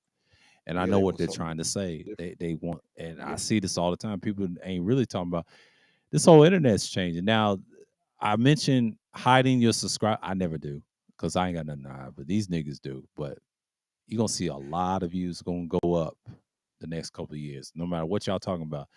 The bullshit, the complaining, it's over. You're gonna have to adapt to certain content, and that's just it. Because women's here to stay. They gonna be who they are. Yeah, they replace KS. And I said this Melly Monaco. I've been seeing her channel, and she's just like KS, but she's getting some advice. But it's like a dating show. She laid it out. She's a matchmaker. She told on herself. When I saw her stuff, I was like, wow, okay, that's what you're doing listen, now. It called it the Pineapple Show. I know what they're trying to do and try to explain who she is. Yeah, she's a failed artist and stuff like that, but she had to do something. I mean, the woman's going to promote the dating thing. I let her do it. I ain't got no issue with it. I don't, I don't care. I remember seeing her video in my algorithm back in 2021, and I clicked on a few to see what it's about. And when I saw it's about dating, I just left it alone. I didn't feel the need to, complain about her. But she But exposed those men telling on themselves, and that's yeah, one thing I liked about her channel. I said, you know what? Let me watch some more of this. And I've seen her pre-records where she talked about the dating stuff. But when I saw the Pineapple Show, I said, I know what she's doing. I know what she's yeah. doing. But These dudes got to cam up, and they got to shut up. And she's a woman, so but let me yeah. But let me say this though. All right. Here's the thing. go ahead. Just like I know that a lot of these female content creators can easily draw a lot of traffic on their channel. All they have to do is Oh look yeah, good, wear some makeup, have the right lighting, right wig on, you know, say the right, act like pick me, have you, and they attract a lot of traffic towards their way, and they'll get a lot of views, which is good for YouTube as a website in general because YouTube want as much traffic in their website as possible. It doesn't matter who you are, doesn't matter what your race, what your gender. YouTube is just YouTube, which is owned by Google, which is owned by Alphabet Inc. is just another corporation. And what's the goal of their corporation? Money. So whichever content attracts a lot of traffic is that it is going to be the content that's going to keep advertisers coming to YouTube and giving YouTube or Google millions of dollars for advertisement space, right? Because that's where the traffic's at. And yeah, YouTube want to keep the traffic in their website. Thus, yeah. and the female content creators are doing that. Thus, guess what? YouTube is not going to do anything to fuck up the female content creators because there's Of a lot of course, money in YouTube's website. All right, so they're here to stay because why? they Because they're is. bringing money to YouTube, and YouTube don't give that up. I And used she, I used to think, I used to think with YouTube that, you know, you and I used to be one of the people that say that YouTube don't like to hear black voices. They don't want to hear black voices. They trying to stop black voices. And to a degree, that's probably still is true. But the thing is, all across YouTube is all about money. In the eyes of YouTube or Google, it's all about what's going to bring the most traffic to my website. And if this is the type of shit that's going to bring traffic, I'm going to cater to this type of content because it's putting money in my pocket. that's facts. And Yeah, she's got the right audience, and she replaced K. It's like a woman like that. I have no issue. I mean, yeah, I'll subscribe to the channel just for educational purposes, is what she's trying to do. Even though her careers wasn't great, let her take that. She already got a bunch of plaques by him. And I said this before. I say this again. I said this on a vlog stream. She may get 1 million subscribers or more. Probably beat KS's record. And her style works anyway. I don't care how many talking points she done stole, but still, the way she looks, and she's from France originally, even though her people's from the Caribbean, she mentioned, that lets me know that's a moneymaker. No matter what, like you said, what color. Yeah, she's appropriate. She's one of the modern day women's people would look at. Not just her. It's plenty of them out there make money for YouTube. I can name some names that's trying to get 1 million. And the sad part, these dudes don't understand. Yeah, y'all can critique them all day, but they're making money. If you ain't got no presence about you, that's all of a sudden. Now, certain men have to make money on here. I do believe that. Now, if you're not a Marquise Brownlee, that's it. That's a black man standard. I know he's got his own merch, and half of his audience fuck with his shit that he creates. The other half is just bots. So Google's yeah, trying to say, okay, we're gonna get rid of these bots, no matter if they make money or not. Because if you're not saying anything, if we give you the advertisement, if you're making money on it's monetized, it's best you not to be monetized. They ain't worried about us. They worry about the guys that trying to make bullshit content. They pick and choose who they want to get rid of. Because I understand about Google long term. That's why I have no issue with them saying that. And YouTube's they handle because and they looking at this Elon Musk and this Twitter thing, that ain't gonna happen now. They fighting, boy. I'm telling you, Google yeah, is yeah. fighting. Like, no, we are stable. See, Twitter's not stable. Everybody can take over Twitter. Like, yeah. I don't know who's gonna get that. Let me say this about the people, about the males, on YouTube complaining about female content creators and their popularity. They don't realize all they're doing is giving these specific female content creators marketing. That's all they're doing. Hmm. That's all they're doing. And I said this years ago about a specific female content creator, right? Back in 2018, where Oh so yeah. many people was making content talking about her. And I told them, I said, all you're going to do is make her more relevant. See, and I knew I was right because one male content creator gave this female content creator the nickname the Bald Eagle, right? Hmm. And you know what was so funny about that? That female content creator accepted that nickname and created production in her videos with an American bald eagle flying, thus Oh embracing that. damn. Woo. And when I saw that, I said, checkmate. I said, I'm right, checkmate. You just made Confidence. her more popular. Yeah, Yeah. yeah. Confidence. You just made her more. You know what that does? That just draws more people to her content. Yeah. Now she actually embraces being called a bald eagle. I'm like, see, these stupid ass people in the so-called manosphere don't even understand how to play chess, man. There's a lot of idiots out here. Hmm. You know, Yeah. It's called checkmate all the time. But here's the thing though. Her not just ego, but that confidence of doing it. You can't stop it. yeah, It's sheer confidence. That's all it it's is. sheer confidence. And you know what? And people, male content creators, people in the so-called black manosphere, have been making content about it for so long, to now she's gotten to a level of popularity to the point that now she's on Fox Soul. I mean, her live viewership now on average is in close to 5 to 10,000 per views. I'm talking about live viewers. Yeah. When she makes live panels, it's like you guys don't see how you helped her popularity. And I'll give you an example of this, right? Because I remember subscribing to this same individual back in 2015, and then until her account got suspended, right? And when her Hmm. account got suspended, I didn't know that she came back on YouTube until certain people in the manosphere that I subscribed to kept making videos about her. That's when I knew she exists. So just imagine how many other people knew that she either exists or returned to YouTube just because someone on the manosphere mentioned this individual. Mm. You That's know, you're crazy. giving these individuals free marketing. And I see they're doing the same thing with uh two female content creators that got popular, especially with the whole KS thing. After KS passed away, two female, not only Melanie, but another person, right? I mean Melly. Damn, I slipped. I said her name. But you got Melly Monaco and you got the other one that start with an M. I already slipped out. Said Oh, her name. Melanie King. Yeah, Yeah, yeah. She's yeah, from DC, where Kuda's from. That's what Dre yeah. was telling me So, about her. Yes, so, she's so, all right. so now you got male content creators making content complaining about her, but it's like once again you're giving her free marketing. Yeah. You're giving her free publicity. B. It's like she's only going to become more popular as a result of that. But I'm done. You got it, man.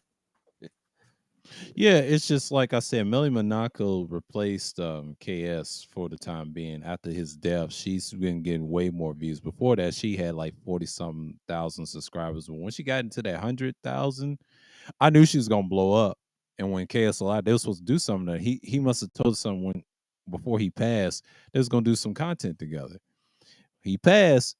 She got that spot, took his spot, and I hate to say that. And I just like I predicted, she's gonna even get more popular.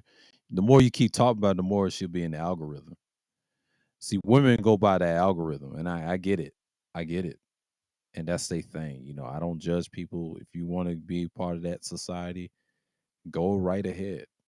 I mean, it's not stopping them from not making money because you got some women that don't make money, but the ones that do, like them, yeah, they gonna make money regardless because YouTube's gonna cater to those particular women.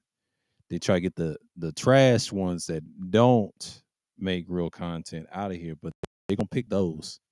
That's who they gonna put on their screens, and I respect that. A company like that has to work like that, you know, and some discipline. They're not gonna get rid of everybody as long as you ain't doing no terroristic shit. You good. They monitor everything, so they pick and choose who they want to do. Like I said, that's just Google and YouTube's policy, like that forever. That's why I'm very careful. I ain't monetizing sold out. I ain't do all that.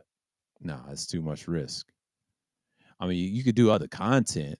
They can promote you, but I don't like someone controlling the content like that, especially at monetized. But some people like that, Yeah, you know. yeah, exactly. Because once you're monetized, right now, YouTube can dictate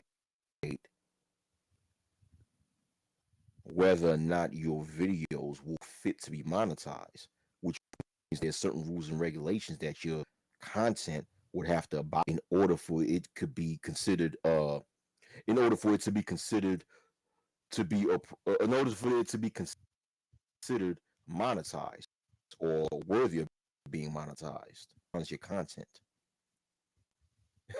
Yes. Because you're gonna have to water down your content, especially if you create content where you're just being raw, you're just being yourself, you're just keeping it real.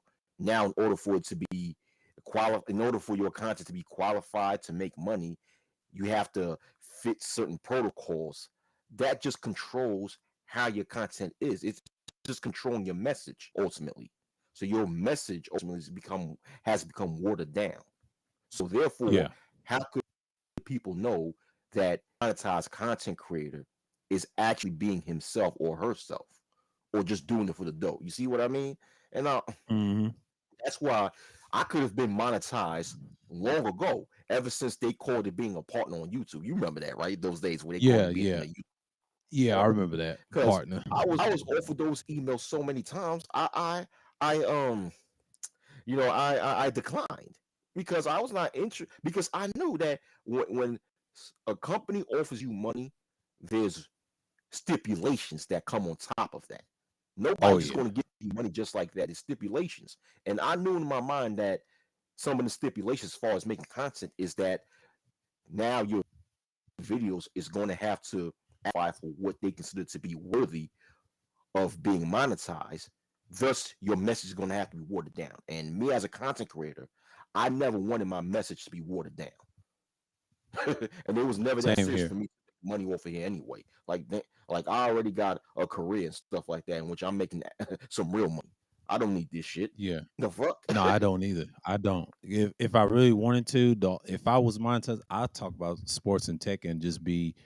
I Yeah, won't even go raw on that. I'll just give you the stats and I'll move on. And that's easy yeah, money. There's other content, but here's the thing: everybody's doing that, and then I realized, nah, if I did another channel like that, yeah, that's the only reason I did it. But if I'm in that space, which I'm not, because I don't need it, because I've subscribed to people that's done it way better. They got the history, the dates. We know the same thing, but he's giving me more information on the inside because he's working with certain people, and there's certain people in media. It's so much shit you can do. Like if you want to be a monetized content creator, there's other platforms that's better that don't finesse you like that. See, Google's a big corporation. That's huge. yeah, They already yeah. control Google. Look at Twitter. Twitter's fucking up dealing with Elon Musk and suing him, and they probably won't even win that. I don't know what Elon offered them. It's just gonna be interesting. Like being as yeah, he's like our oligarch. I'm gonna talk about that in on the vlog stream. They're not as bad as the Russians. Even yeah, they're bad, but here's the thing: they get away with stuff because so many rules. 501(c) charters. I can go on and on what they get away with. Just like the church, you can't Yeah, you can't control these guys. You got to have yeah, some money to fight them. yeah. But with Google, right? Yeah, Hmm. like you're right. If a person wants to be a monetized content creator, then you know, dedicate your then that content creator should dedicate their channel on sports or some hip hop shit. That's the That's easiest way it. to be monetized, man. That's easy. You know, say yeah, There's plenty and of like you ways. said, on some tech, but don't what I don't what I okay, what doesn't make sense to me with a lot of content creators in the manosphere is What's that going, they Toya? think that they was oh, what's up, Toya?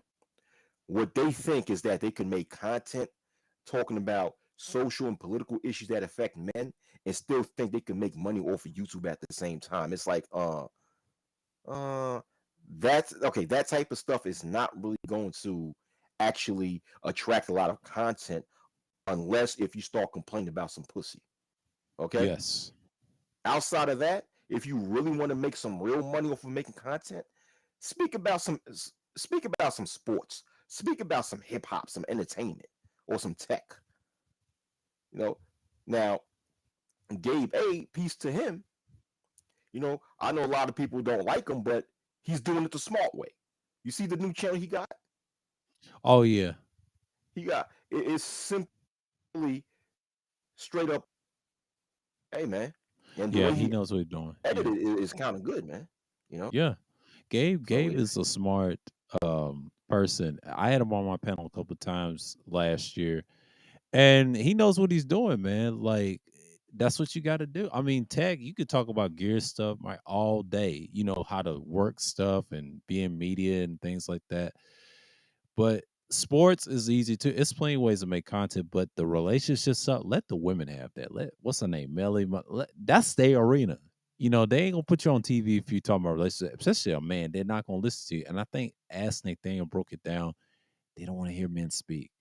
The woman dictates that. You can't hate on no black, especially black woman, no gay. No, you can't do that. You have to work okay, with them when you get in the mainstream media with them. I hate to say it, like with the monetization, it's the same thing. You got to work with those creators if you're monetized. If you know everybody, they subscribe to your channel. That's how they big your shit up. And I try to tell Kuda, there's a reason why people are not monetized like that because they don't want to sell out to mainstream media. I told him this last year to get all this gear, you got to take that risk. Now I'm taking a little risk on YouTube because it don't matter because they don't really care for my channel. That's for certain people. That's why I made this channel. Now, if I really want to be monetized, it's gonna be in the sports and tech arena, and that's it. It ain't gonna be much because it's hard to develop that. Now, if you have a different message, but it's on the same with theirs, they'll fuck with you. You get guys like Marquise come to your channel, they'll interview you. You got to be presentable, but these guys are not presentable. You can't do that and then talk about nigga shit all day. No, that's not money. You can do that Look, somewhere else. if you're going to be a male content creator and speak about relationships, you have to go to the Derek Jackson or the Steve Harvey route and kiss females' ass. Yeah. That's that's really That's how it really is, man. that's what really how it is. I'm not mad because you did what you did. There's plenty of people doing that. I wouldn't do that Yeah. type of. Let the women win. They already got the game. That's why tell these game dudes, women already got the game. They finesse you right now. See, they hate the word finesse. It's true. Everybody finesse some way to practice the game shit. Listen, It you died after I would say 9/11. What Ask Nathaniel broke it down. He's correct, and because not everybody was talking about that when I was coming up. I mean, I've heard it in person, movies and things like that, and it died off when I got a little bit older, when I was like in my 20s, and now in my I 30s. mean, Now they don't even mention that no more. that whole relationship thing, the whole relationship slash dating type of topic in general, Yeah, it's it's more geared to cater to females. Like yeah. females are more likely to support you if you speak about dating relationships. It's not more so something that males would highly support unless if they're a bunch of fucking incels, Oh yeah, Because oh yeah. because really, that's the guys that's really supporting the upsittings of the world. It's a bunch of damn so-called incels. It's like you know, and I say so-called because I don't really think that incels truly exist. I just think that people who are labeled as incels, all they are is people who are mentally ill, and thus Oh because yeah. they're mentally ill, they have bad social skills, and due to them having bad social skills, they have trouble attracting females because if you can't really socialize that good, you're not going to really have luck with females because it all starts with socializing, being able to socialize. Like the saying say, Hmm. conversation rules the nation. But going back to Oh, my it point, still does. Yeah. yeah, yeah. Going back to my point, yeah, let the females have that. If you are a male content creator and want to make some real money, like you were saying, and like I'm saying, doing some sports like that. Okay, let me tell you some shit. Right, there's this content creator called the Nick of Time show. He's a Knicks fan, right? Right. Yeah, yeah. I think it's Nick of Time show. Yeah, he's a Knicks fan, so his channel is solely dedicated in speaking about the Knicks, what's going on with the Knicks, what's going on, in the offseason, trade rumors, stats, game recaps, replays.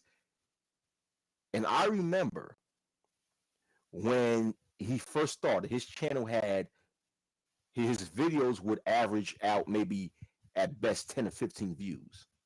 Hmm. So now, maybe 4 years later, his channel have become so popular to now former Knick players would come to his show and interview on his channel.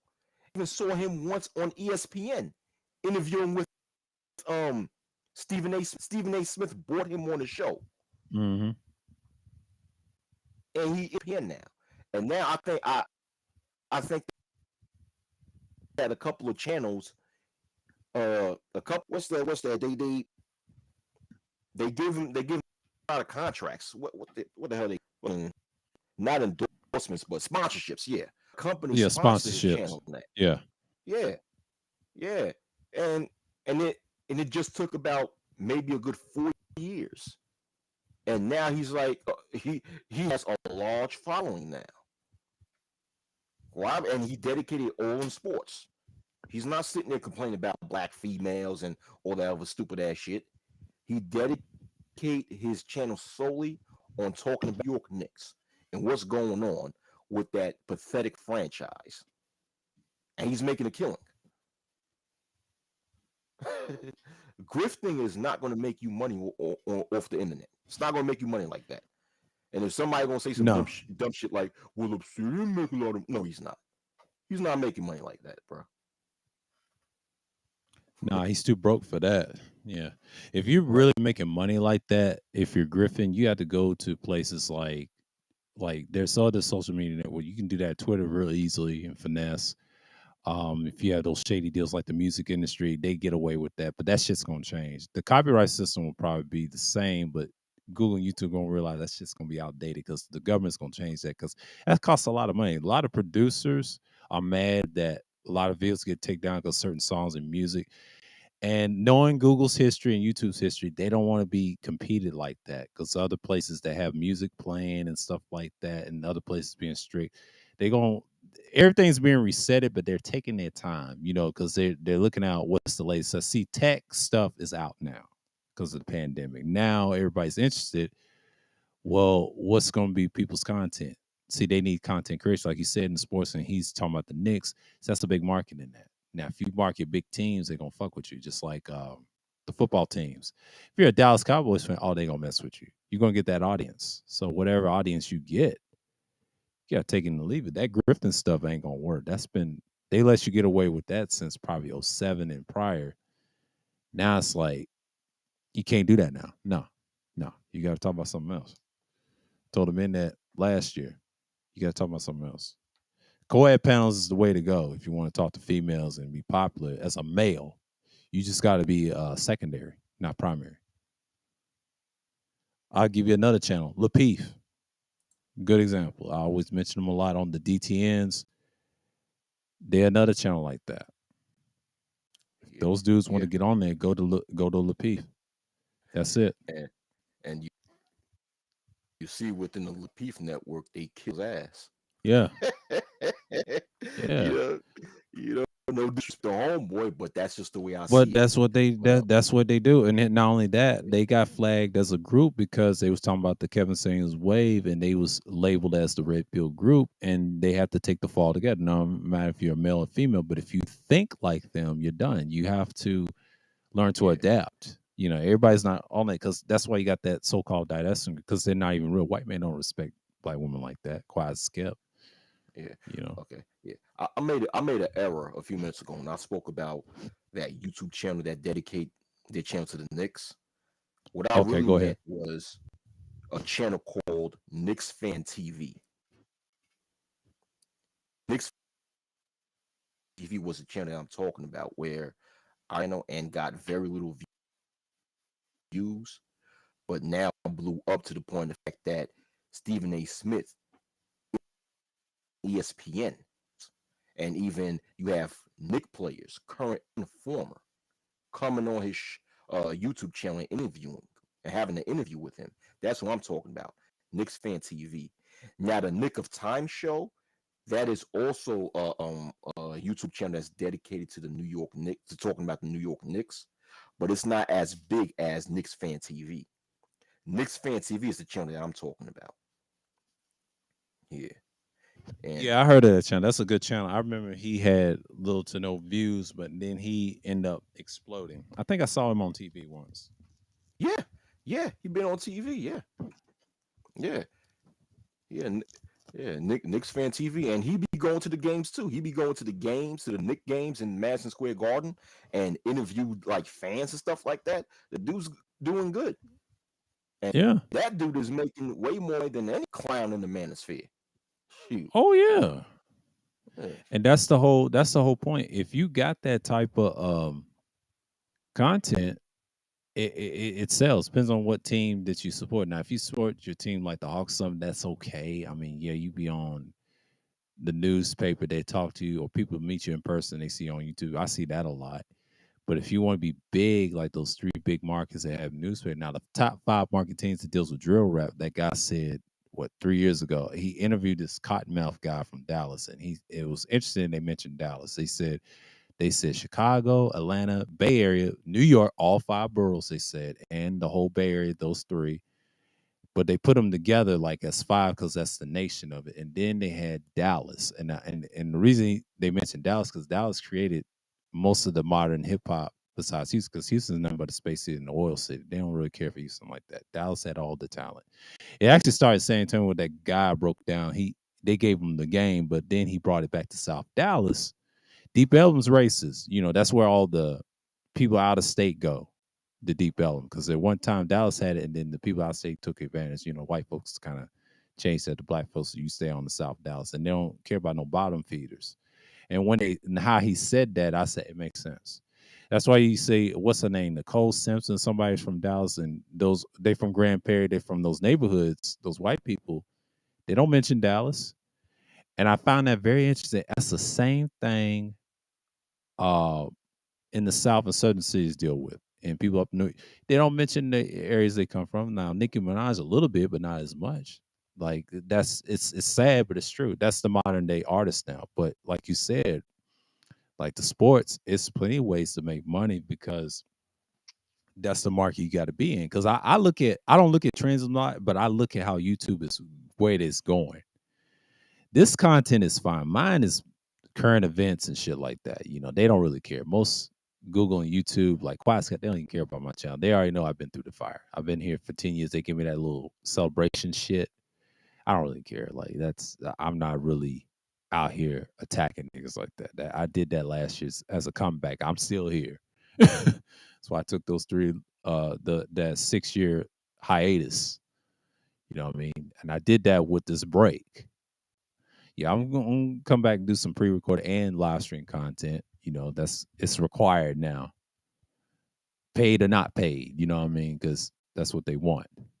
But if you're pulling views, they're okay with that. As long as they ain't 1,000, they're gonna ask you again, or you want to be monetized. Well, I say I ain't worried about that.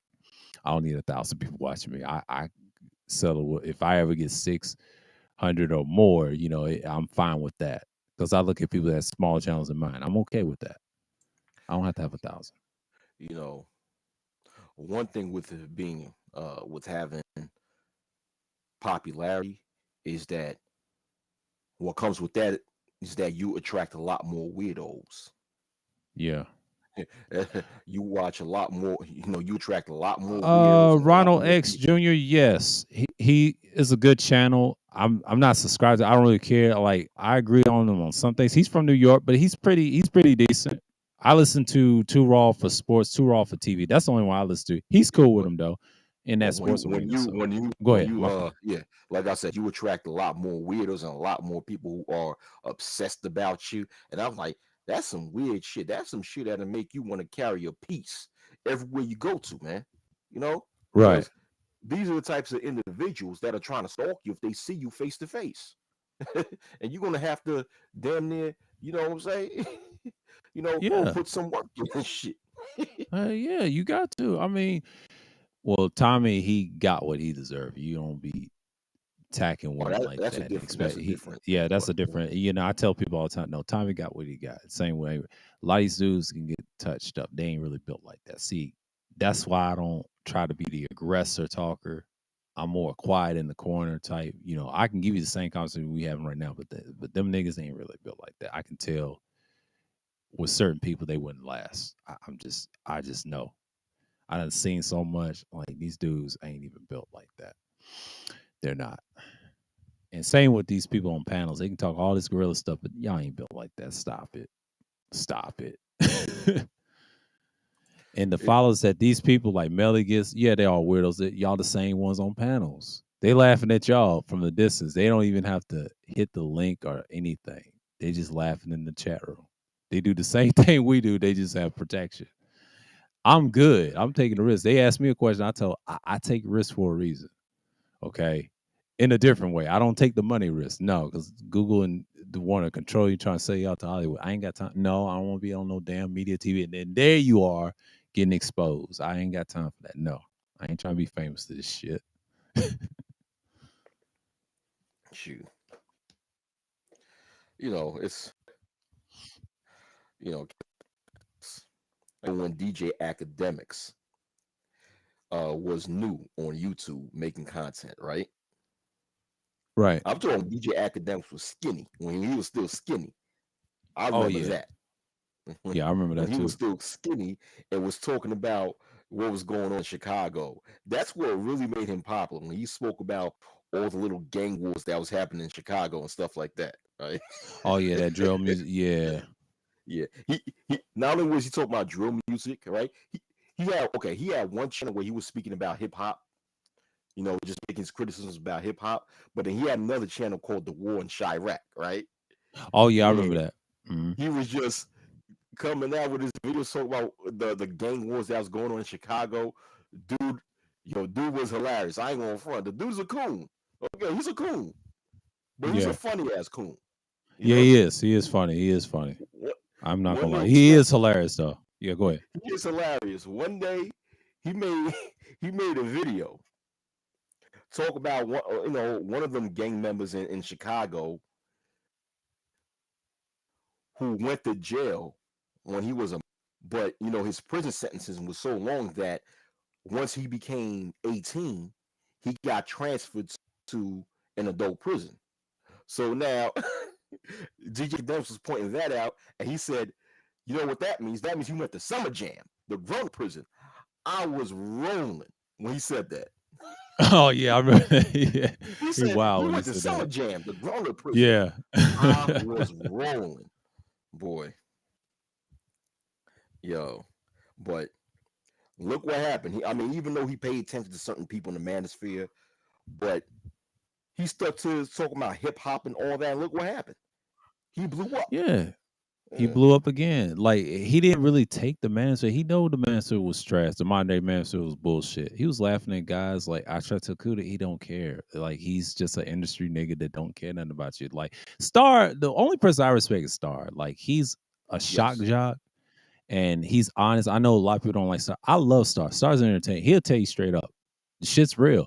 He's got a piece on. He lives out here in Georgia in Woodstock. People don't understand he's like another area over me. So it ain't like I already know where he lives at, but he goes in and out of Atlanta in his own studios all the time. So you're gonna see a lot of people from Jersey and New York come down here all the time. So Oh anybody in the yeah. East Coast over here, you're gonna see some few famous people now and then. That's what they told me when I last worked. I said, yeah, because it's cheaper down here because that $5 tax rate. And it's still gonna be like that for a minute because everybody's still distracted by New York and LA and everywhere else. But if it's a top 5 market city, Atlanta's growing, it's the South. That's why it's like that. Now, if it's changed, it may go up to 7 or 10, but I highly doubt that because knowing these billionaires, if they keep building houses, they might lower it and try to cheat the people, knowing them because this is what billionaires do.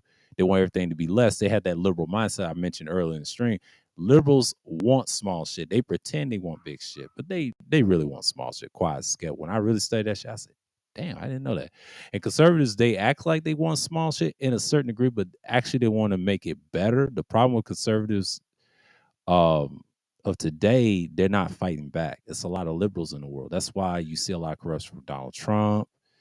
Guys be loud and shit. See the right and left thing, that's just a myth. That's just people use to distract. In reality, liberals just want the smallest shit and try to lie to people. They say, I want big shit. They lie in your face everywhere you go in politics. And I was looking at them, I was like, I thought y'all want the big shit. They said, nope, we just want to keep everything ourselves. Because I'm thinking from a wealthy purpose mindset. And I'm not wealthy, but I'm saying in their minds, how they think. And that's how Google and YouTube thinks. They think about their money. They don't care about conservatives like Right. that. That's not selling. Liberals are. Right. Right. Let me piggyback off of what you was talking about, where a lot of New Yorkers, people from New York and New Jersey, moving to Georgia.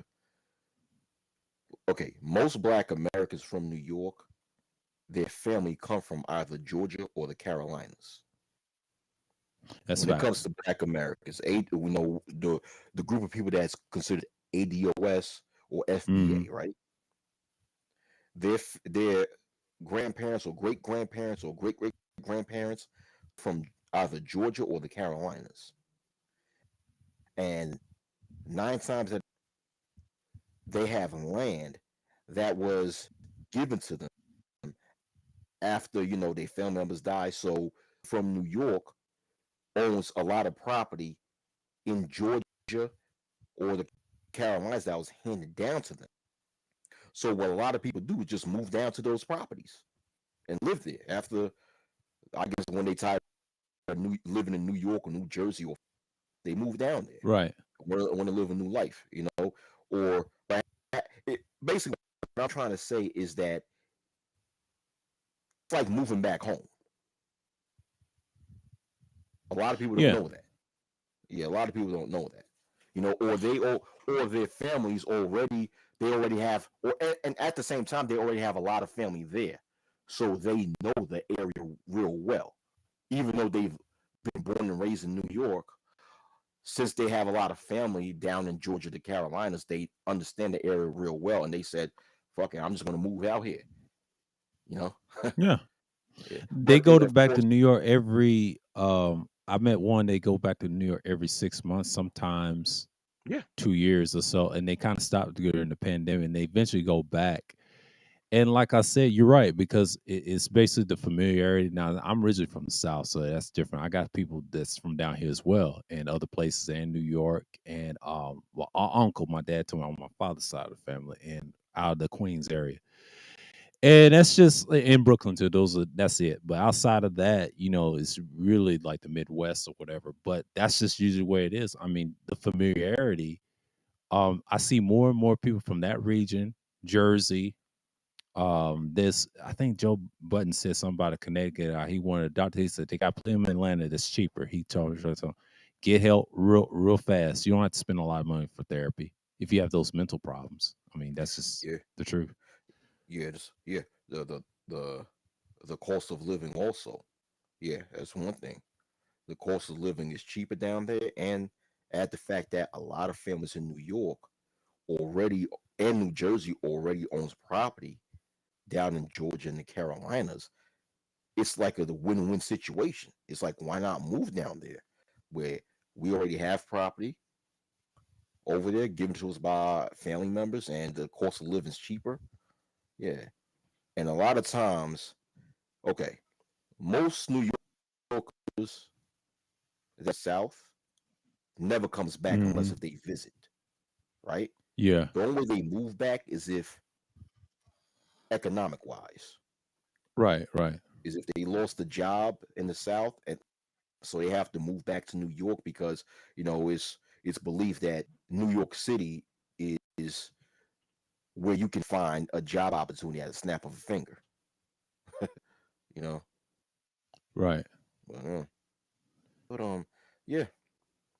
But going back to what you were saying about liberals and stuff like that, yeah, liberals.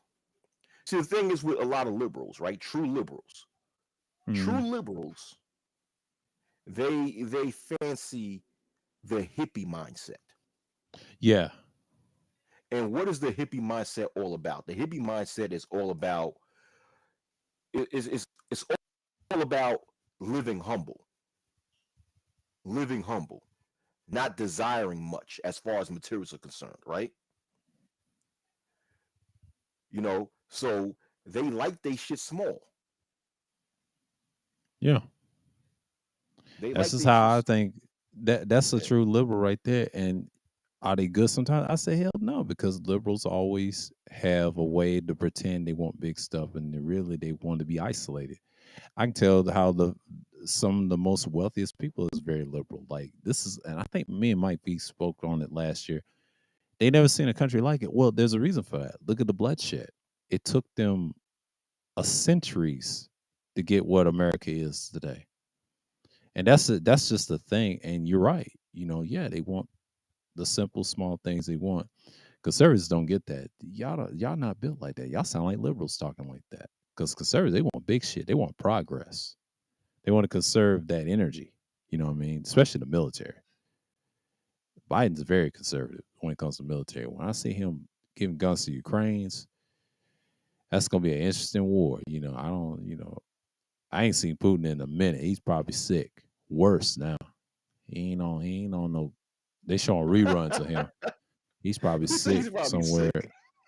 He's probably sick because he got that cancer and that disease. Because they ain't gonna put him on screen like that. They're not gonna embarrass somebody like that. See, America try to be nice. Nah, y'all evil. Y'all show bodies getting lopped off and stuff like that. See, we don't know, man. Like I haven't been watching the news lately, but I'll catch up on it like during the week or whatever what's going on. If I see some bullshit, I'm just not gonna speak on it because I already know what the outcome's gonna be, because people Yeah, gonna talk about the Ukraine, this and that. Like, who cares, man? Like talk about something else. I know the war is nigh. you know. Yeah, I was reading up on, the basketball player that's in jail over there in Russia, Brittany Griner, Oh yeah, right? yeah, yeah, Yeah, yeah. Mm-hmm. and it's like I made two videos on her, right? Mm-hmm. And I believe that a lot of people who saw my two videos that I made on her isn't understanding what I'm trying to bring out because I'm speaking about a bigger picture when it comes to her. Because you know that she's only a pawn to a bigger chess game. Yeah. See, what I was reading up on is that America have a lot of Russian nationals in American prisons right now who, for years, Russia wanted to have a deal going on with America in order to try to get those nationals back to Russia, right? But the American government don't want to let them go. It, so when you then look at the Brittany Griner situation, when she was in, okay, right now she's in trial, she's on trial, but she has been held in a detention center until trial, right? And when you look at, and the courts in Moscow kept on delaying her trial date because her trial date was supposed to start in May. It ended up starting this month because it got delayed 3 times. So what you see is a game in which the government in Russia is trying to keep Brittany Griner held up as long as possible in order to get America, being that they know that she's a public figure, a popular public in America, and I believe they're doing that on purpose to try to get some sort of, he's trying to get America to worry and complain about her to the point of fact that the American government will be pressured into doing a prison swipe with Brittany Griner and with a Russian national that's in an American prison because Brittany Griner actually pled guilty to the charges. Therefore, she can face up to 10 years in prison in Russia. She pled guilty. So she's going to be in prison. I don't know if a lot of people knew that. Yeah. Yeah. I seen Yeah, that. I seen that, and yeah. I posted it on my community tab, and yeah, she's that. Yeah, I've been she following that case since I think last year. so Yeah. yeah, she pled guilty. Now, you can look at it on either way because the fact of the matter is drugs was found in her bags, you know, or what people may say is hash oil is illegal in Russia, right? Yeah. So either way, she was going to have to spend some time. But once again, when I explain that, I always try to mention there's a bigger picture behind that. That Russian authorities are trying to keep her there in order to place pressure on American authorities for so they might have to do a prison swap. And that's what I believe while Russians was playing this game with her before she went on trial, sitting delaying her court date, and now she's pled guilty. So it's like, okay, she's going to spend some time, and that's making a lot of people here in America worry. So that's going to have to. So I believe what Russia's trying to do is trying to get the American people, being that once again, Brittany Griner is a popular public figure in America. They trying to get so much people in America to have sympathy on her that will place pressure on the American government to make an agreement with Russia to do a prison swap. That's what I Right. believe may happen. Yeah. That's And basically what it is. I see that. Yeah. yeah, and so basically I'm sitting there explaining how once again Brittany Griner is just a point to a bigger game. When I speak about Brittany Griner's case, you got these dumbass Negroes that start saying some stupid ass shit like, "Oh, I don't give a fuck about this chick," blah blah blah, and then it's like, okay, that's not the my video speaking about her. I'm speaking about something bigger here, and you got a lot of niggas that don't understand trying to sort of being a transgendered individual, and it's like that's not the Yeah. point. Regardless if you believe she's a transgender or not, that's not the point that I'm bringing out. And it's so frustrating me how some so-called are unable to just sit down and have intelligent conversation. If it's very frustrating, man. But I've been for so They long. Go don't. ahead, you got it. They have poor critically thinking skills, and like you always said, like that's our people, man. The ignorance is just wild, bro, and that just shows you what you see now, and you see the type of content they do. Like that's why Google doesn't have a problem not knocking these niggas up, but they choose not to because they don't want the truth to come out. They pick and choose, like I said. It goes back to what I was saying. They want somebody they want to control, you know what I mean? Because they're looking. Because all the big Mhm. content creators ain't gonna do this forever, because they're gonna look for replacements. And I see it now. They looking at these panels and taking ideas and they complain when I say, why they still not content?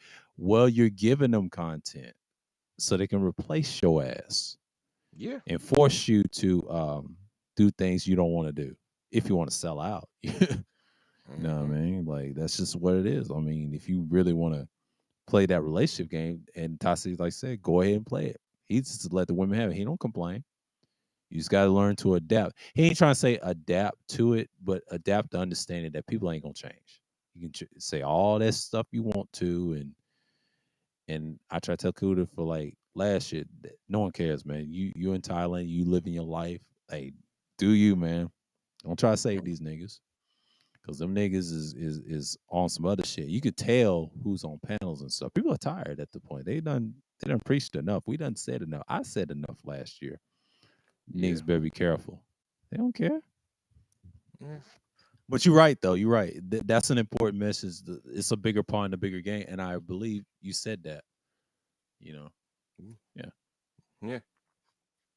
Yeah. You know. Yeah.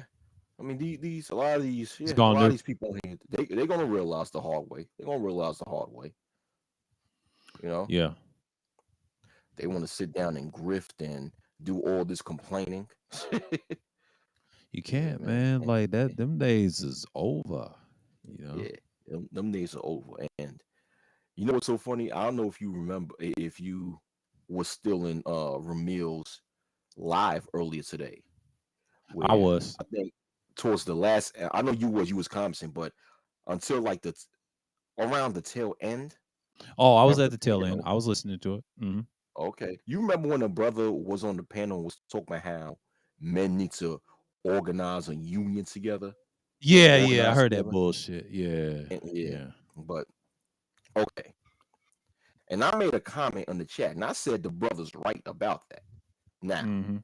I'm not saying he's right about why brothers need to form a union, but just the concept of black so-called black men form an organization dedicated in helping black men on a social, political, and economic front is vital. So he's right about that. But when he said all that other shit, I didn't agree with that. You know?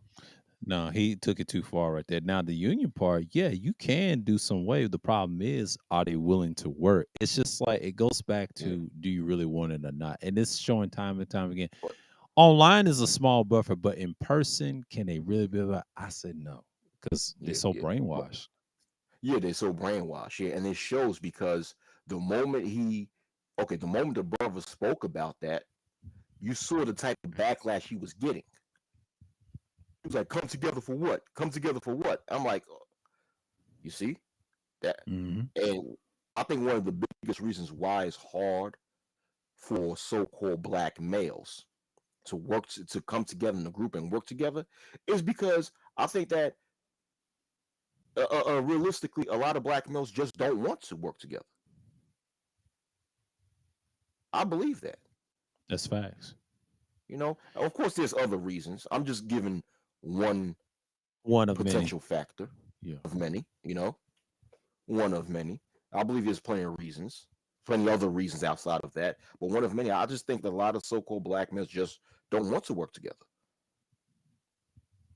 Especially this younger generation, because I can tell by the music I mentioned earlier about the baby submitting to this one song. This chick, what's her name? The popular Meg Thee Stallion. When I heard Cash Out on here on Grand Theft Auto, I'm like, she said the word simp and all types of shit. I was like, what the fuck? And I didn't know artists was saying shit like that. See, they've been listening to shit years ago, and they added it in the game. They didn't have these radio stations in 2013. These were added because that GTA Online shit people be playing. and they had the music on there. So why they add the baby on there? I'm curious. And then it made me say, I said, oh hell no. I know what she was on. She's created by the media. And the stuff she was saying, I'm like, she done took somebody's talking points. See, they be watching. See, these artists and these people, and I don't even trip it anymore. I say, man, somebody been talking. But Yeah, that just shows you the world's changing, you know. Yeah. yeah, they be watching. They be watching. I remember a long time. You know me, I'm always the type that who always says so-called black people. Yeah, I know Shaka knew you gave him backlash. I know a lot of people gave him backlash, and I'm just saying that that's one of the main problems why so-called black males are unable to unite together to actually form some sort of cohesiveness when it comes to solving our problems. But going back to what I was saying, I remember a long time ago, right? Because for the most part, when I mention black people, I would say so-called black people, right? Right. And I was one of the few black content creators that would come on here and say some stuff like that. And then I've heard songs from a few artists that end up saying the same thing. So-called black man, this so-called black man that, who would make songs saying that. And these songs were more so like underground mixtape songs. Like there was a Nas song that came out, and it was like an underground mixtape Nas song. Not a it was not on any albums where in his song he starts saying so-called black man, so-called black man that, so-called white man, this so-called white man that. I'm like, hold on. Is Nas watching my shit? Yeah. Because I knew for a fact that back in the day there was a few rappers watching my stuff. You know, I knew that Bone Thugs and Harmony was watching my stuff. And I was told that another rapper was watching my stuff. Now I don't know how true is that as far as that other rapper. Yeah, it's a possibility. It's a lot of people watch my stuff. I don't know Yeah, famous celebrities or not. It could be people that I'm subscribed to by accident. They get curious what they see on my shit or my most popular. They do that, and I'm not shocked because then they mention you, whatever. You know, it's a lot of people like that. Even in the comments, they know who you are. They salute you for no reason out of nowhere. I'm like, I don't know you like yeah, that. I was like, what the fuck?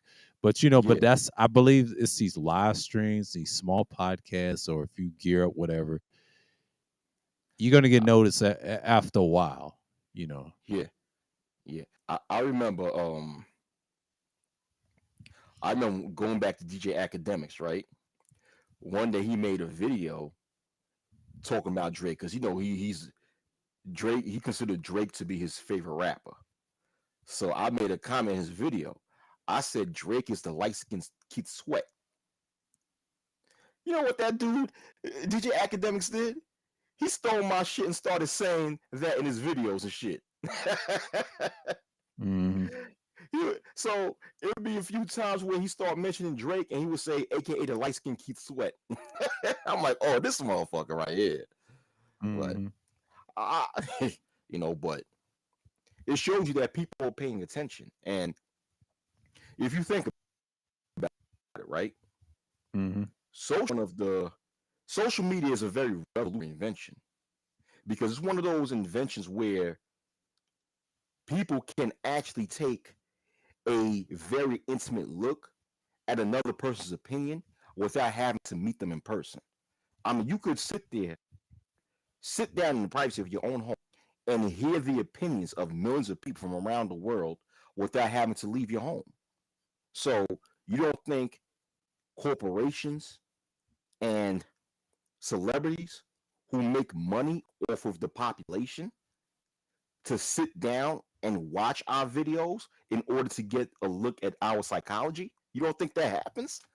Yeah, Oh, they do it all the time. That's what they they do it do. all the Like time. when you empower, like sociopaths, that's what a sociopath does. His job is to stupid. The whole game where I brought up Grand Theft Auto, it's designed. Those protagonists are designed to be sociopaths. Now, only psychopath character I hate to say in GTA 5 is Trevor. Even though he hangs around with sociopaths, they know he's crazy. I mean, you can kill them in the game, but it's not canon. A and B is not. I can tell you about the ending. The ending is the most canon. Rockstar said that because why? Cops are corrupt. You have a Fed agent. You have a billionaire that's controlling the private military company called Merriweather. He's gonna be the last one go. You take him in the car and push him off the fucking ledge. Now that everybody else, Yeah, Harold that Joseph, reminds me of Dick aka Cheney. Stretch, yeah, that's worse than like the Stretch guy, like Harold Joseph, the nigga that was a traitor to the ballers, and he was really the fan was prison upside the gangsters in the West Coast. You kill him with Michael, the guy with the kids and the family, right? So it all starts out the corruption, what's going on with the CIA and FBI that's common today. It's about war information and things like that, especially about gold and money. So they use bank heists as a buffer, but the reality is about corruption. Like it's always been. Rockstar tries to push that in those games. That's their biggest sellers. Now the only cop game they did good is LA Noire. It had some racism, and they just said the word colored. They didn't care about the N word. They use the N word in other games. So why not? They don't really care. They're the type of company similar to Google. Google co-signed them because they believe in the same way. It's about that money, bro. Like whoever's in political power, they're protected. I'm sorry, Rockstar is like that stable video game for sandboxes. Because anytime you mention sandbox, you think of them. You don't think of Voltalition when they did Saints Row. They fucked up on that series. It's just like anything else, like we said about entertaining. In order to make money, you going to have to sell out at a higher level. Now, you may not sell out right away, but I'm just saying if you want to get higher than that than YouTube, you want to be on the big screen, you gotta do some extra shit. It's same rules apply. Just because it's on the internet, they're gonna find you. And if you want to control this shit, well, you need to pick a team. They're gonna force you to pick a team. I see it all the time. But you're right, yeah, they always watch.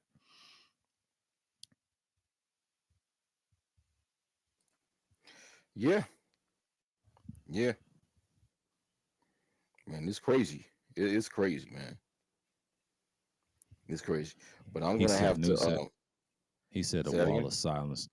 I was reading news. I was said that the union was already out, and niggas said fuck it. It was the wall of silence, MGTOW. Okay. Oh, go ahead, Wacky. You was about to dip. No, I said I was gonna have to check out that song that you spoke about uh from Mega Male Horse. Yeah, Cash App. yeah, It's called Cash. yeah. Or cash out or something like that. Like he knows it's expense. She Cash said App. expensive to date. If the lyrics are like he knows the expensive to date Megan. I was like, oh Lord, here we go. Yeah. But you, That sounds like a typical modern woman. I was like, they put that in the game. I listen to that song every time, but I said, wow, she but told on herself.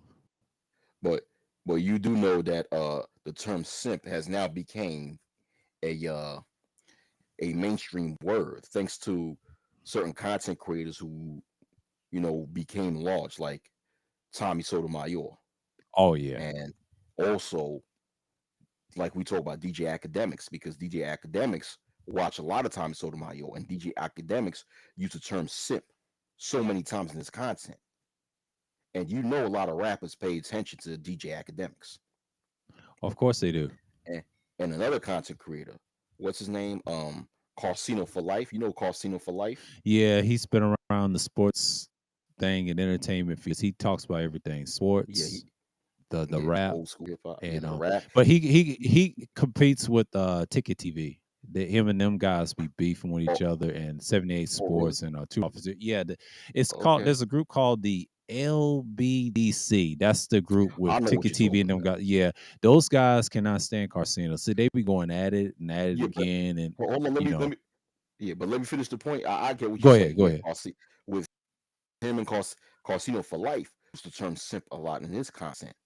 And a lot of rappers Hmm. pay attention to him. So it's like, okay. And I know Joe Buttons, he used the term simp a lot. So of course the term gonna catch on.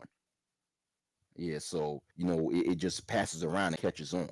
So I'm not shocked by when Megan Thee Stallion starts to use that.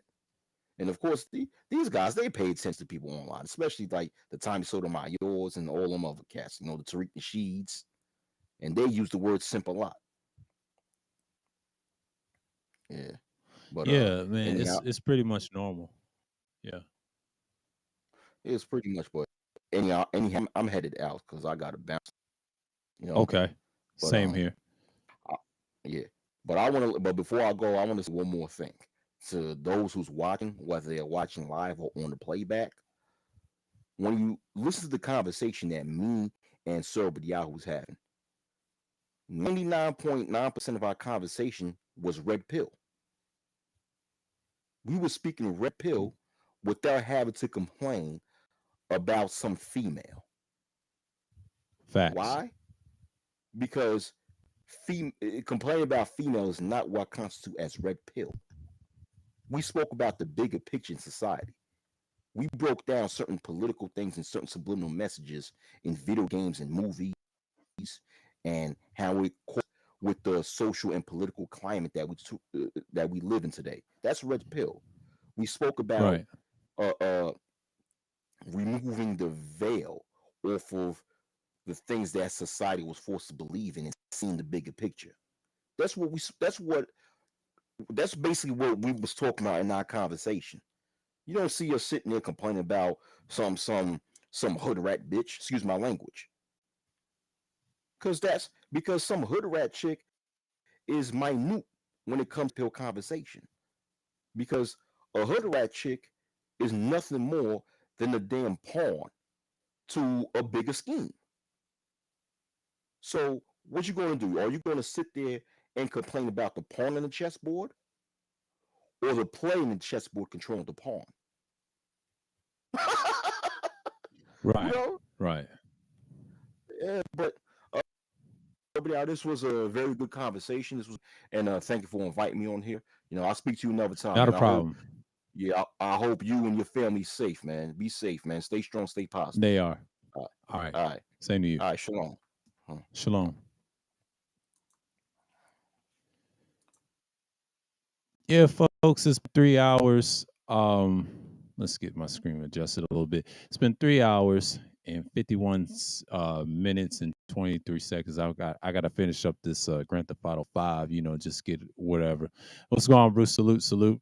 And yeah, it's pretty much like I said in the topic earlier. Yeah, I talk about Roe v. versus Wade in the beginning, little politics, little sprinkle there. This is what Sunday Madness is all about. It's free for all content. What it is, I'll be back Wednesday, and we're going to be talking about political correctness a little bit and go in depth. You know, I had to smooth it out today, this Sunday, so it's pretty much it. It's 6:07 right now, so ain't nothing going on because people probably streaming a bunch of nonsense right now. So I'm just looking at it for what it is. So appreciate everybody coming through. The legendary Wacky World of O, Degenerate, New, Bruce. Who else came through? Psycho Candy with the interesting name. And who else? Toya, the ultimate tutorer.